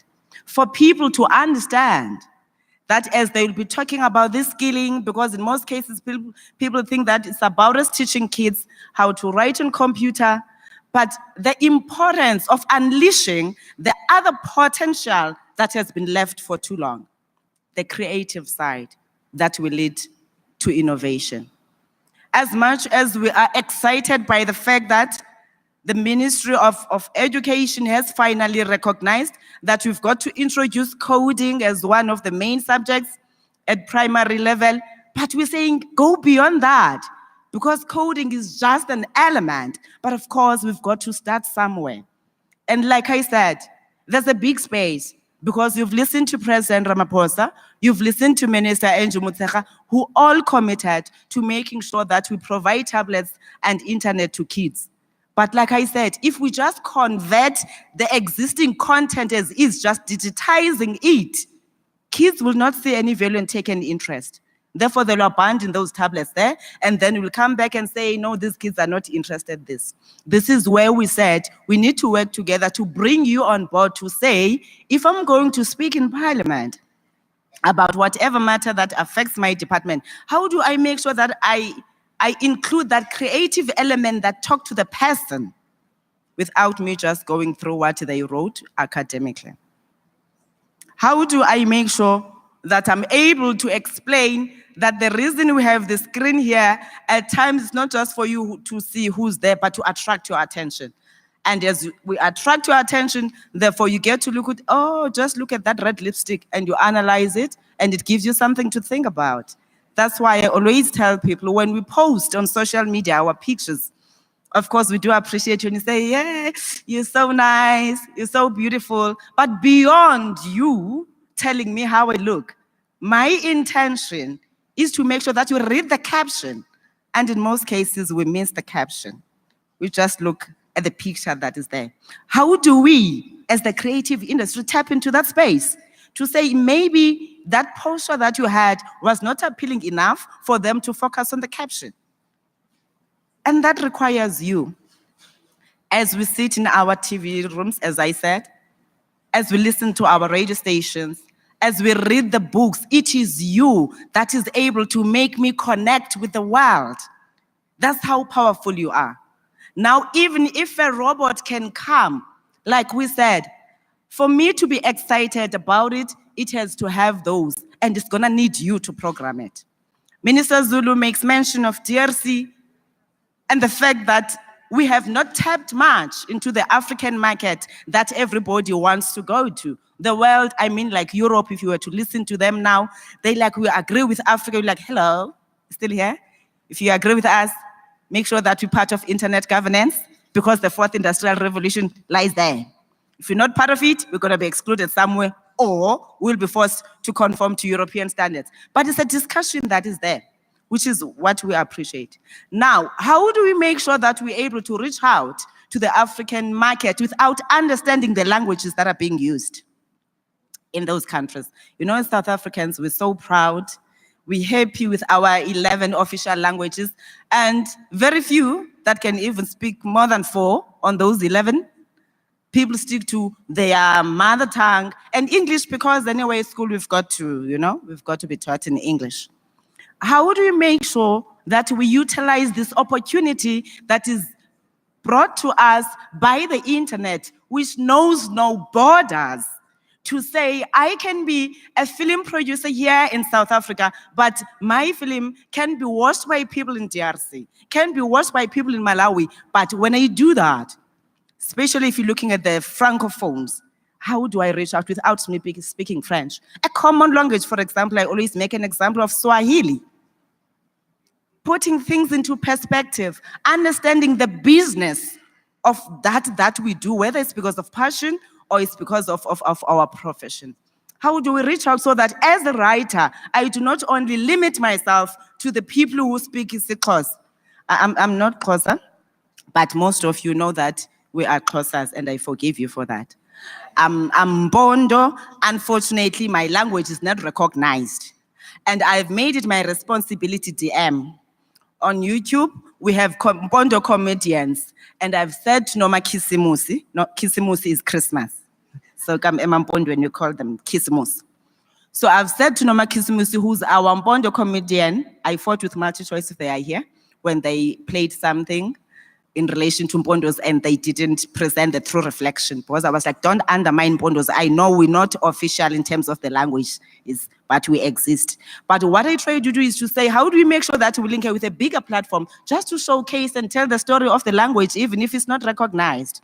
Now, if you, as a person who's in Limpopo, wants to craft that you're crafting, and then you're saying, I'm going to be in this space, how do you make sure that it reaches out to all without you limiting yourself to only to Limpopo and the people in Gauteng?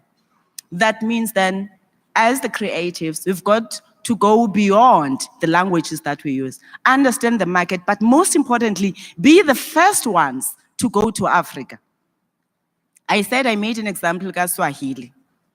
I've realized most of the words that we use are similar to ours. I was like, oh, Kasisutu, they are accommodated, vendors are accommodated, Linnambondo is accommodated, but it's Swahili, because at the end of the day, we're all Africans. These are the opportunities that are presented by the Fourth Industrial Revolution.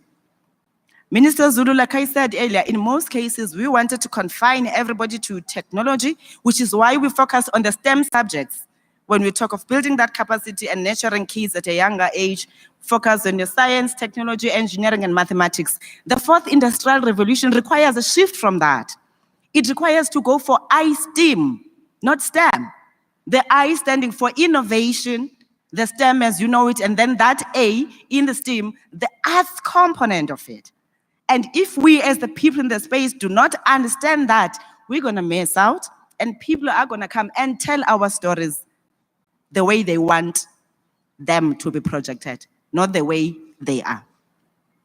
As I'm speaking about that, I think it was last year or a few years back when Black Panther when they came to South Africa, was it 2017? 2017, whatever year.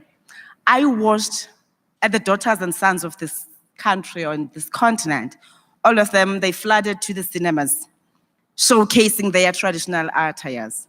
And I asked people, and all they could tell me about how great they are and their traditional attire. And when I finally watched it, after I've read about it on Twitter and Facebook, I went there to watch it. I was like, this is technology. This is the Fourth Industrial Revolution. How come we're not claiming that space as Africa, that look at Wakanda, what we can do for our people stepping into that space? And well, it depends, most. I said as people, if I'm posting a picture, you see what you want to see. And I also see what I want to see. So I get a sense that even those that watched it and then they appreciated the traditional attires and of course, the quality of the acting, something else, and the script was very good. But for me, it was like, we have an opportunity to build from what Wakanda has started, make Africa the greatest, tap into the space. We went to Addis Ababa, Deputy Minister, for the AU meeting. And as we said, fortunately, for a change, Africa is realizing that in the portfolios of ICT, you do need those ones that we think they are young. I realize that with Kenya, with Rwanda, well, Botswana has given us trade and industry, but there's few countries that are beginning to say, how do we make sure that the responsibility to drive and deliver the Fourth Industrial Revolution is led by those that live it, not those that read about it? As a result, having listened to the different sponsors that came, Europe was there. Don't ask me why, because it was AU, but Europe was there, and they made their presentations, and the opportunities that are there in Africa, we listen to them telling us the opportunities that are in Africa and what they're gonna do for Africa. And we said and caucused, at times, as the young adults, we still rebel, we have not conformed to those standards of Abosis Lindi. We still want to make our own mark, because we believe that we've inherited lots of work that was done and fought for by other people. Now we have to make our own mark, delivering the economic freedom that we're talking about. We said and said, you know what, Rwanda, you are there, you're already leading in the continent. Kenya, you're coming there, in South Africa, I can't allow you. is a big economy that is, I can't allow you to just thrive alone. But how do we make sure that we share these resources so that we can complement each other as Africa? If I realize that South Africa has this potential, Nigeria has this potential, DRC, how do we bring everybody together to say we have a very huge market, 1.3 billion? Are we still there? The last time I checked, we were 1.3 billion. If you want to sell a smartphone, it has to take into consideration our Africanness. How do we make sure, like Rwanda has already announced that they're launching theirs, Minister, do you know? They launched their smartphone, they'll be launching it here at Dubai Port. But without us wanting to compete with Rwanda, what is it that we must identify as South Africa in the fourth industrial revolution to say, this is gonna be our niche? If Rwanda has came up with this smartphone, because we wanna drive African free trade, so that we can complement and tap into this market. There's the emergence of the use of drones.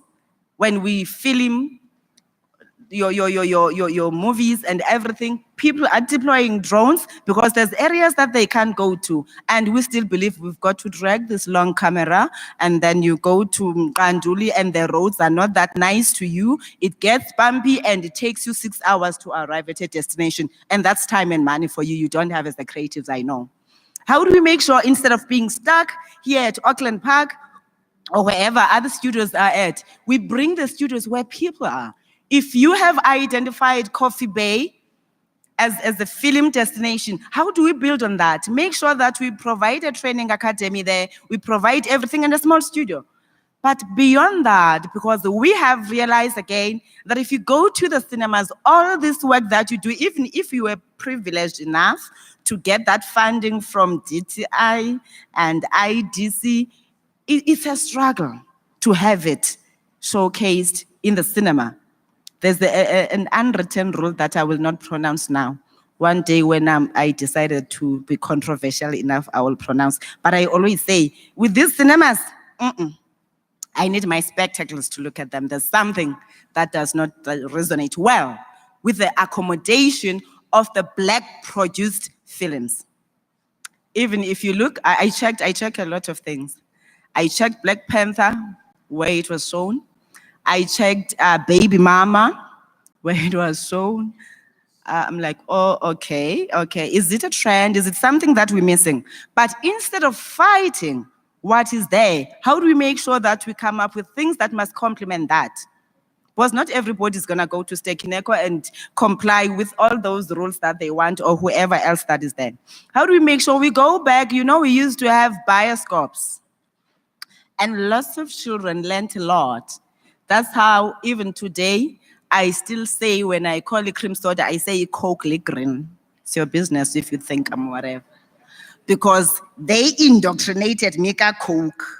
Anything fizzy in a bottle is Coke, so you just change your colors. It becomes yellow, it becomes green. How do we make sure that we go back to tell our own story, including teaching people about the work that we do as the creatives? Encouraging not just learners, but parents to be able to support the work that we do, and what's the impact if they support?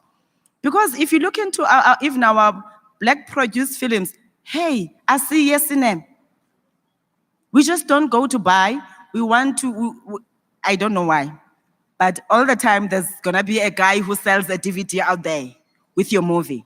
How do we work together to make sure we keep that, but by educating the society to make them understand the importance? Because everybody complains of high unemployment, everybody complains of the fact that the economy is not growing, but we're not looking into what are these things that are delaying our economy. Yes, corruption is part of those, I fully agree, but what else? Because at times we tend to see corruption in tenders. CEO, we don't see corruption when somebody steals somebody's content because one came and pitched to you, and then you think, by that time, umntana wabantu sweated, worked throughout the nights, at times is fighting with boyfriend and girlfriend because he wants to produce this work, and then some silly bastard comes and then steal all these things because he has access to their resources. How do we make sure that as we expose those, because our responsibility as government is not to frustrate the industry, but it is to develop enabling policies, not for government, Sis Lind.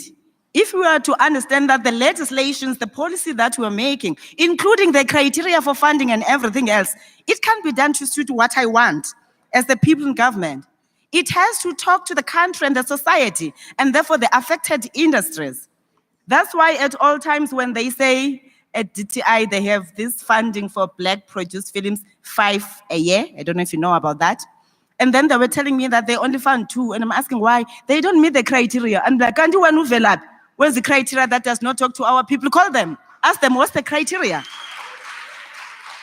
But all of this will remain rhetoric if we also, as the people in the space, we don't make sure that we raise that awareness. You know, I look at how our kids, including ourselves actually, get to be carried away and believe everything a musician says, you know? We got to be so in love that I'm gonna dedicate it for my partner. And also when I'm angry, I'm gonna bring that one. That I don't need you anymore and whatever. But it's difficult to do that, pass that kind of a message to raise awareness that must talk to growing the economy. As much as we wanna talk a lot about the romance, we can use romance and everything that we're using, but at some point we've got to use our talent and the platforms that we have to make sure that we reach out to all in South Africa and Africa. For them to understand the implications. It's not enough to say we're gonna take you to prison.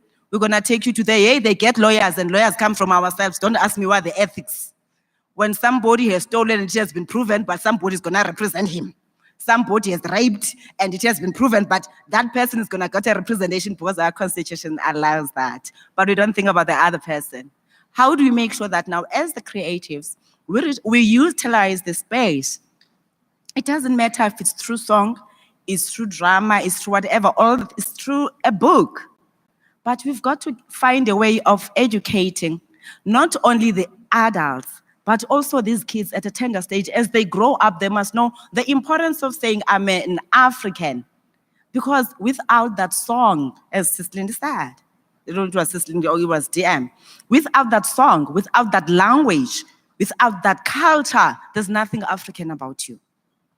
But now, how do I share my Africanness with others? And therefore, as we always say in our mantra as the Department of Communications, we say, ours is to coordinate in order to collaborate for an effective execution. And we believe that if we have brought those 3 together, we'll be able to deliver the 4th Industrial Revolution a meaningful role. Don't tell me about us talking about 4IR and then people come and then are the ones that are enjoying the economic spin-offs. Ours is to just come and act today. Tomorrow they feel like, you know what, nonsense. Write her off. And you're written off. And there's nothing you can do. Scream and quick, hello, that's privately owned. At what stage do we get to understand the entire value chain of the business we operate in, including those booksellers, publishers, printers, because we forget about printers. We talk about everything. Yes, we are great authors. We have good editors. My book is going to be published by this one who prints, and then they give you ridiculous costs. When it comes to printing, as a result, as an author, you end up going home with 5% of whatever that you made. Nobody take into consideration the intellectual work that went behind it, including academics, Dr. Sidum. That at all times, starting with your master's level, you've got to do research. And at times when we do research, we don't only go to learned people. We go to those gogos and those ladies in the townships and villages to look for this information. We come and write, and then everybody gets to be happy, and then we are then conferred whatever that's conferred to us, and there's no mention of that person that helped you produce the content. And that's the work of a creative, because if I'm able to come to you to say, tell me, if we're talking about health services, how does the digital economy that you're talking about impact on health, basic Mamaye clinic? And that person gets to give a story, the story that makes me to qualify for the Wits University to say, indeed, we're giving you your master's now. That's recognizing the work that has been done by others. but it requires us to approach it at all angles. But as we do that, we can't do it in silos, like I said. We need to work together. There's lots of challenges.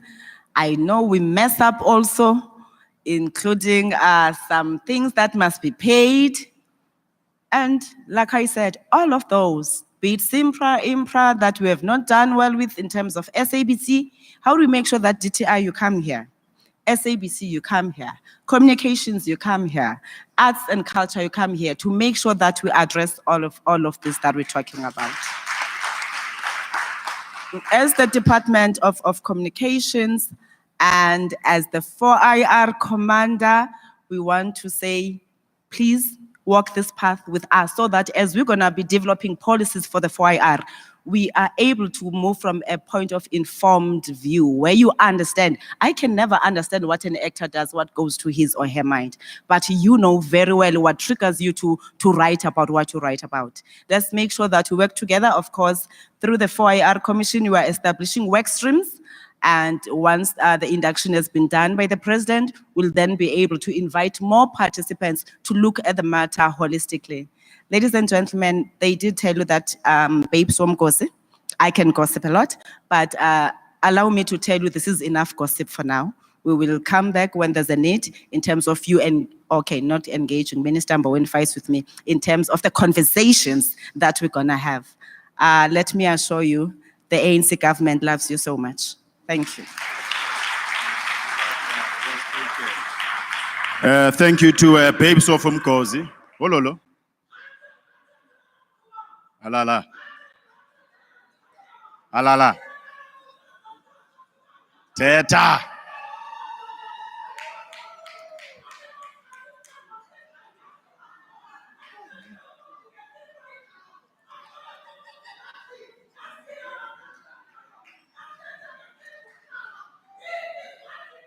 Ah!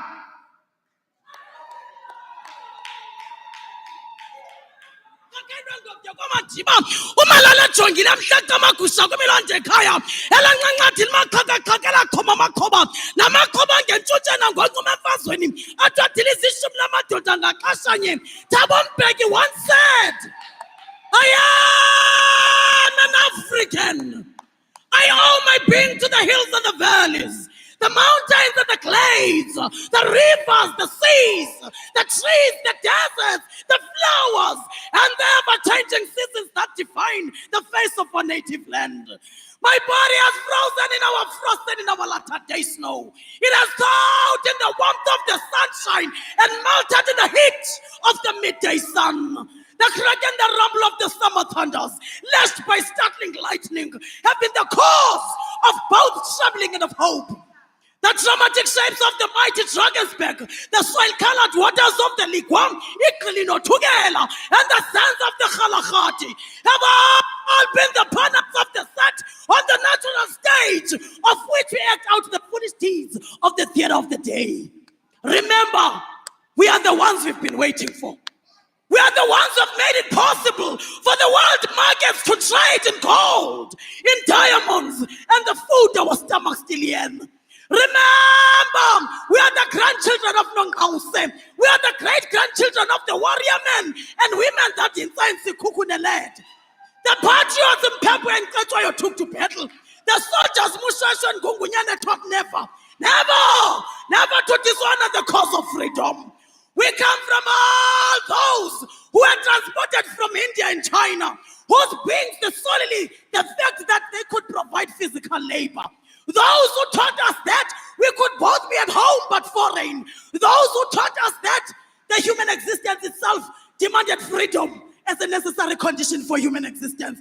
But remember, we still owe our being to the koi and the sand, whose desolate souls haunt the great, expansive, beautiful Cape. They who were the first to lose their lives in the struggle defending our freedom and identity and independence. They who, as the people, perished in the result. But today, as this country, we still keep inaudible and audible silence about these great ancestors of the generations that live, fearful to admit the horror of the former deed, seeking to obliterate from a cruel memory. That will teach us not and never be inhuman again. Thina ke ntoza siyasothuka ngato madoda. Kuba kaloku le nto itolonto. Hey! Cama kumafaka mandikuyeka abafazi bale ndawo bokuthakatha. Ndiyarhamba. Ndiyarhamba. Ndiyangcile.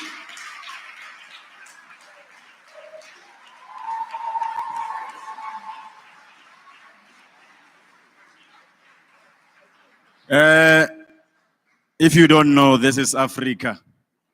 You're gonna learn. In the creative sector, it's about spirit, it's about emotion. And when it comes out, it just comes out. So embrace it. You know, I know a lot of times, you know, it's like that Malome at a party and then just rocks out and then you're like, Ish, I'm embarrassed. You must never be embarrassed. This is who we are. We embrace it. We embrace our languages. Minister, you spoke about Black Panther. It's a thing. Africa is a culture. It's a lifestyle. So I hope you enjoyed that, what we call in TV, the commercial break. Minister, thank you very much. I think you touched on a lot of key issues that I think with time, you know, and with many conversations, we'll be able to engage and find solutions. But one thing that I also want to ask is that I think a lot of us, when we were 10 years old, we had a vision. You know, I know at times we didn't draw vision boards, but there was something that drove us to want to become something in life. Now, the people that change the world are people that have a purpose. Now, I just want you just to ask yourself today, is that the purpose that you thought about 30 years ago, 10 years ago, is it still aligned to what you thought about those years ago? Because a lot of times, I think a lot of us get entrenched in our positions and we forget what our roles are. You have to be a person of impact. You don't just want to be another number that came to this world and you did not change anything. Africa is a continent that has bled for many years through many painful acts. But we have to find healing, and that's where the creative sector comes in. We tell the stories. Because I always ask, imagine a world without television. Imagine a world without paintings. Imagine a world without radio. Because I think a lot of times we forget that even the chairs we sit on is creativity. The cameras that are capturing this moment is creativity. The buildings that we are working in, that's creativity. Creativity is not just people sitting on screen and acting or people behind the mic on radio and talking. Creativity changes the world. It impacts the world. We must never forget.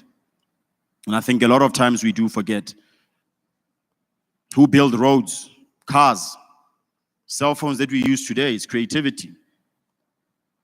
Before I get into my teta goating eating a loco, I'm just going to ask you just to lift your hands up.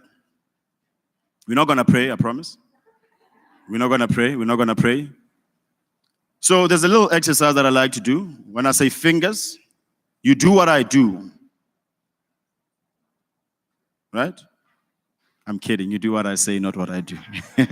So when I say fingers, that's what you do. Fingers, fingers, fingers. You know what? You know what? Let's stand up. I know that the conversations have been heavy. Come on, come on. I can see some people are about to sleep. You know who I'm talking about, right? You know who I'm talking about. You know who I'm talking about. Fingers, fingers, fingers, fingers, fingers, fingers, fingers, fingers, fingers. Fish, fish, fish, fish, fish, fish, fish, fish. Butterfly, butterfly, butterfly, butterfly. Fingers, fish, butterfly. Butterfly.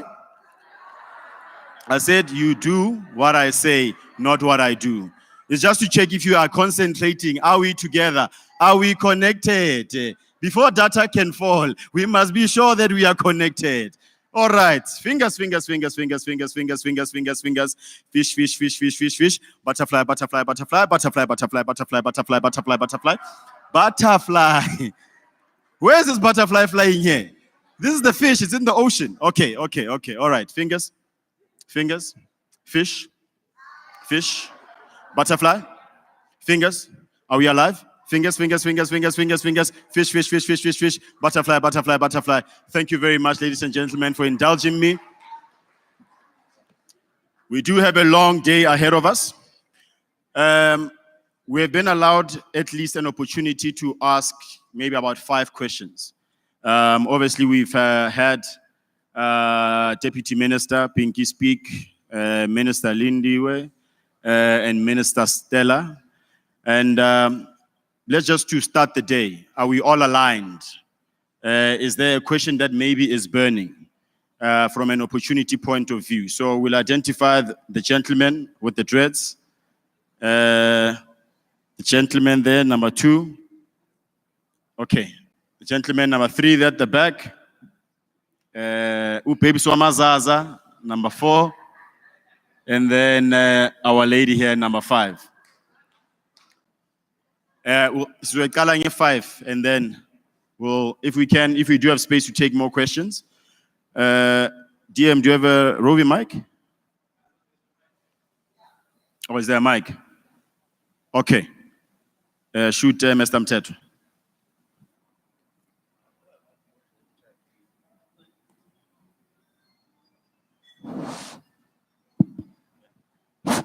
Yeah, bon. Mic check. All protocol observed. Honorable Minister, as young people, we came here to challenge you and your department. We are very sad that you didn't show up at the film summit that we were part of. But as the reference group of the creative industry, which the sector is film industry, we are here to challenge you and your department, requesting for an intergovernmental relationship between your department and the Department of Art and Culture, because the reality of this industry is that you might see all these beautiful people in this room sitting, but we do not have a working class in our industry. This is an industry that has people that don't even have a pay slip unless they are employed by productions that are very wealthy. So, Kati Mama, I just want to know, as your department, how are you assisting the communities? How are you gearing the communities as we are approaching this 4th industrial revolution? And the reason why I'm asking this question is because as South Africans, especially young people in this country, we are sick and tired of being consumers. We want to be identified as the manufacturers. We've come to a place where young people in this country, they are being marginalized and sidelined because some people, most of the people that are in power have no ideas, and they forget that young people that are not in power are here, and they do have ideas on how to really revolutionize this country through the disruption and innovation that we are talking about in this value chain. So, Honorable Minister, njoba sasiku summit, we were presenting a disruption and innovation. And as part of this value chain, we were talking about platforms such as Netflix coming to South Africa. And these guys, the reason why they are coming with their technology is because we have content. As your department minister, how are you gearing young people to be part of that value chain and that change in this 4th industrial revolution? Because we do not want to have a situation where people from other countries, they will come into this country and they will take everything and even own our content, which is a reality. I'm going to be brief, Chief. Yeah. Secondly, Honorable Minister. Mr. Mteto, one question, my brother. One question. Okay, if we said that precedence, it means everyone can ask 2 questions. I mean, maybe let's save it for later, just 1 question. 1 question. Save it for networking. Okay. But you are raising a valid point, and I want to agree with you. No, the Minister, I just want to know what's your plan going forward. And as young people who are here to challenge you, we request to go to after this session, we sit down with you as the reference group so that we can find way forward. Thank you. The gentleman in the black beanie, Yes. Thank you, sir. I'm from Behind the Blazer. What we do is we expose high school students to different careers within the film and television industry. My question is, how can we incorporate and not leave behind the young people who continue to lead us to the future with the 4th industrial revolution? Thank you. Okay, the third was Baby Swamazaza.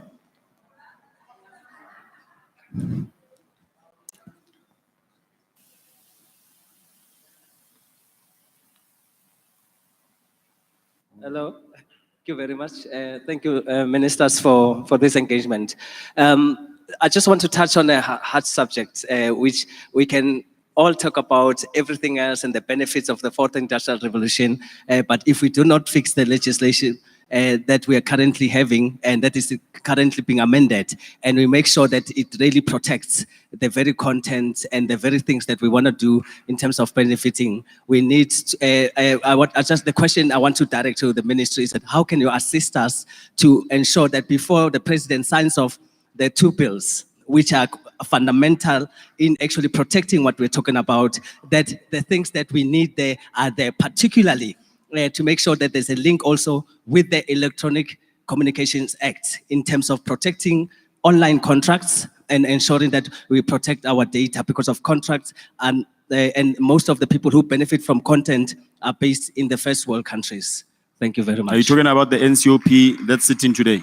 Yes, I'm talking about the two bills, the Copyright Amendment Bill, the Performance Protection Act Bill, and making sure that it talks also to the Electronic Communications Bill that's going to be amended in April. Thank you. All right. Thank you. Mama?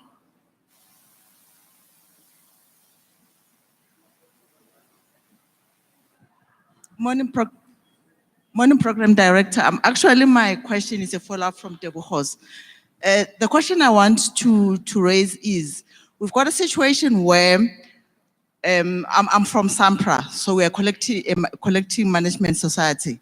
What we are finding is that we've got a lot of music users who are not based in South Africa but are present in South Africa.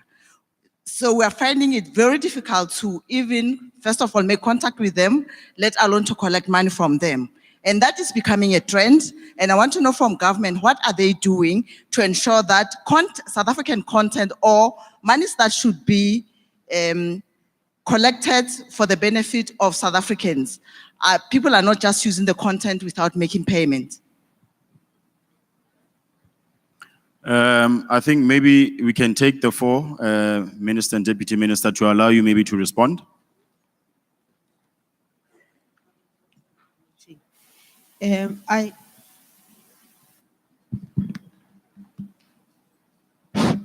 think most of the questions really are for the Department of Communication, Telecommunications and Communication. What I would like to respond to is how do we incorporate the young people in as far as this fourth industrial revolution is concerned, if I understood the question very well. I think the reason why we're here, for starters, is we trying to communicate what we do as government, but it's not a one-way process. You also need to communicate to us, because what we do is meant to serve you and not us. Normally, the chairperson of the portfolio committee says to us, you need to understand the felt needs of the people that you are serving, your SMMEs and so forth. So I think this is not a once-off process that we're having here.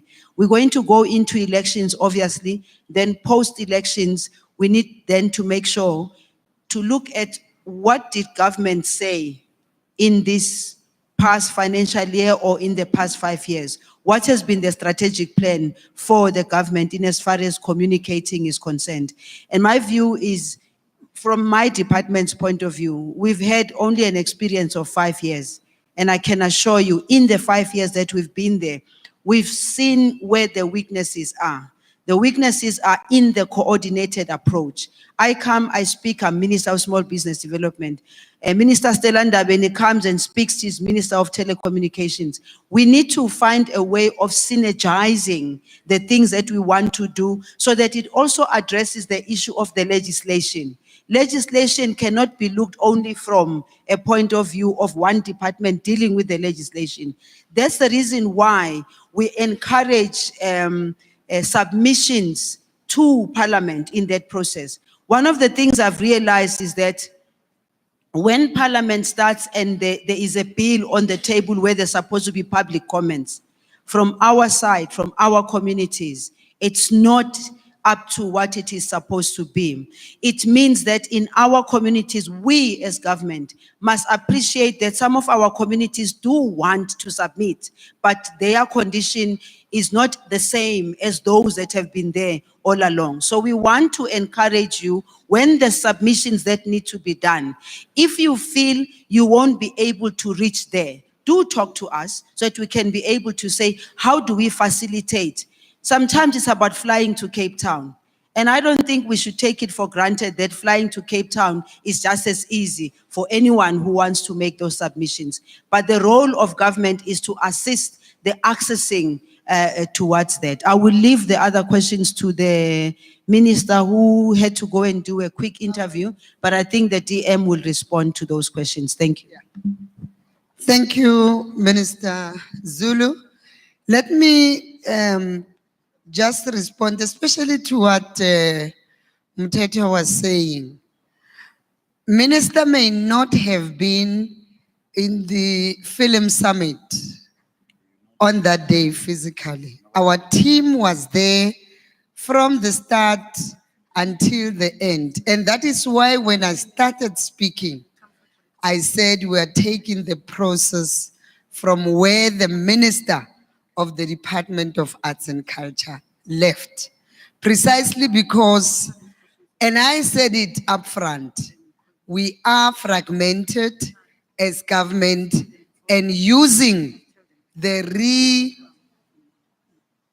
reconfiguration of these departments by the president will also look at how we can reorganize ourselves in that. What is been done by IDC, by DTI, by DAC, by ourselves and lottery. We are aware that there's little monies all over. We have to see how we consolidate on that and then bring in small business, because the entrepreneurial element, small business must be able to assist us to bring it so that you guys become real entrepreneurs. That's why the Minister of Small Business is here. So it's a program that we are going to look at, and we are all in this together. I think one of the things that the assistance you are talking about in the industry, we have looked as government now, we have looked at all the bottlenecks, and Minister was talking to it to say, if you are saying we are only funding 5 per annum, how are we going to reach out to everybody? And where we are sitting, you only funded 2 because others could not meet the requirements. And we are saying we must be able to make sure that we develop requirements that will assist you to be able to do that. If it means coming together yourselves and developing a charter that speaks to creative industry. And it can be government that comes with that charter. We will put the creative industry legal framework. We will do policies, we'll do all those things. But you guys bring a charter that speaks to your sector so that we can then be able to deal with some of these things. So let it be Simunya, we are one. But you guys must also lead.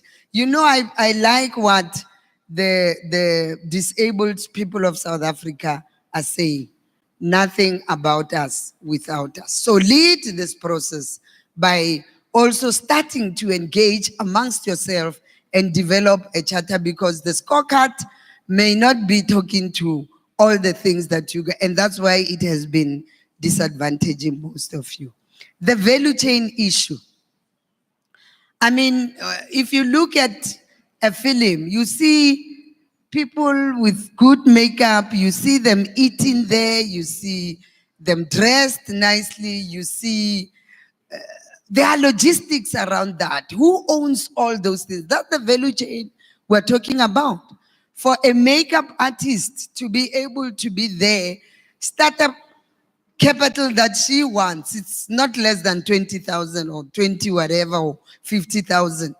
And that's part of the value chain that we are talking about.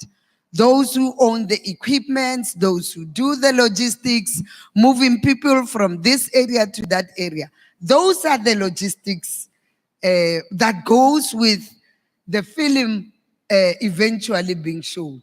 Now, that value chain, we must now start to look at it, monetize it, and say, who then plays in that? Who feeds these people as they do all those things. So it's small things, but they matter most, because you need a makeup artist, you need the crew to eat, you need them to be transported from one area to the other, you need the cameras and all those related things. Who owns all of those? And that's the value chain we're talking about. So use the charter to also speak to some of these things and then be able to assist us on how we come into this thing. Look, we have looked at the challenges that the music industry is faced with, of not getting royalties, the bottlenecks around it. And we're saying the digital space can also bring disruption around that. We are not, and we know we can't kill these associations because you have to belong to Sampra. They always laugh at me. Sampra, Impra, Umpra, anything pra. Ne? We have to belong to those things. But if they then become a stumbling block for Pinky, who is really the person who came out with that content, to eventually to get what is due to her, clearly we have to now look at some of these things. Now we are saying these platforms, the digital platforms that we are now creating, must assist you as a content producer to track how often do they stream your content, and for you to be able to say, but this is given how many times I was streamed and all these things, eventually this is how much is due to me. And you should be able to. So technology must assist us to disrupt some of these things and be able to eventually get what is due to you. We're not killing these institutions. You have to be organized. You have to belong to them. But we're saying the bottlenecks, the long, what do you call this? The red tape must now be shortened so that our people must eat now and they must see the value in their thing. So, and I'm happy that as government, and I can say it over not so long, we'll be telling you about institutions, the private sector wanting to get into the creative industry to fund some of these things. The banking industry want to come big time to assist you. There's still some engagements. Once that is done, we'll come back and report to you and say, these are other avenues where we can then source funding to assist you to have your own studios and all those things. There was a BRICS Film Summit last year where BRICS was also saying, here's an opportunity for creative industry to also play. And imagine within BRICS, just Brazil, India, and all those things. Opportunities are enormous. Minister spoke at length about the opportunity just in Africa. And now we have the African Free Trade Agreement. Let's look at those kind of agreements. Look at how we can then position ourselves and then be able to participate at that level. So now I'm saying, you know, the Tumamina spirit says, it doesn't say, what is it that government can do for me? It says, what is it that I can do for government to thrive? I said, if you look at what Ernst & Young is saying now, you Google, in industry, the creative industry has a potential of growing this economy of South Africa by over 90 billion rand. So where are you? There's an opportunity, big time, in the creative industry. So the time is now for us to grab this opportunity and make sure we use it accordingly. Thank you very much. Thank you, DM. Due to time, we've been requested to close questions for now and also just to allow a 10-minute break so that we could stretch, because after the break, I would like to call on stage Mr. Dumisa Ngwenya, Head of Research and Innovation at Centec, Dr. Keith Ferguson, CSIR Meme Platform, Research Group Leader in Media Technologies, Mr. Neole Khabo from VIU SA Video Services, and Mr. Fortune Mgwili Sibanda from Google Digital Platforms, Manager of Public Policy and Regulatory Affairs. The session moderator will be Ms. Mameti Masemula. So we can take the 10-minute break and then we'll meet after 10 minutes. Thank you very much.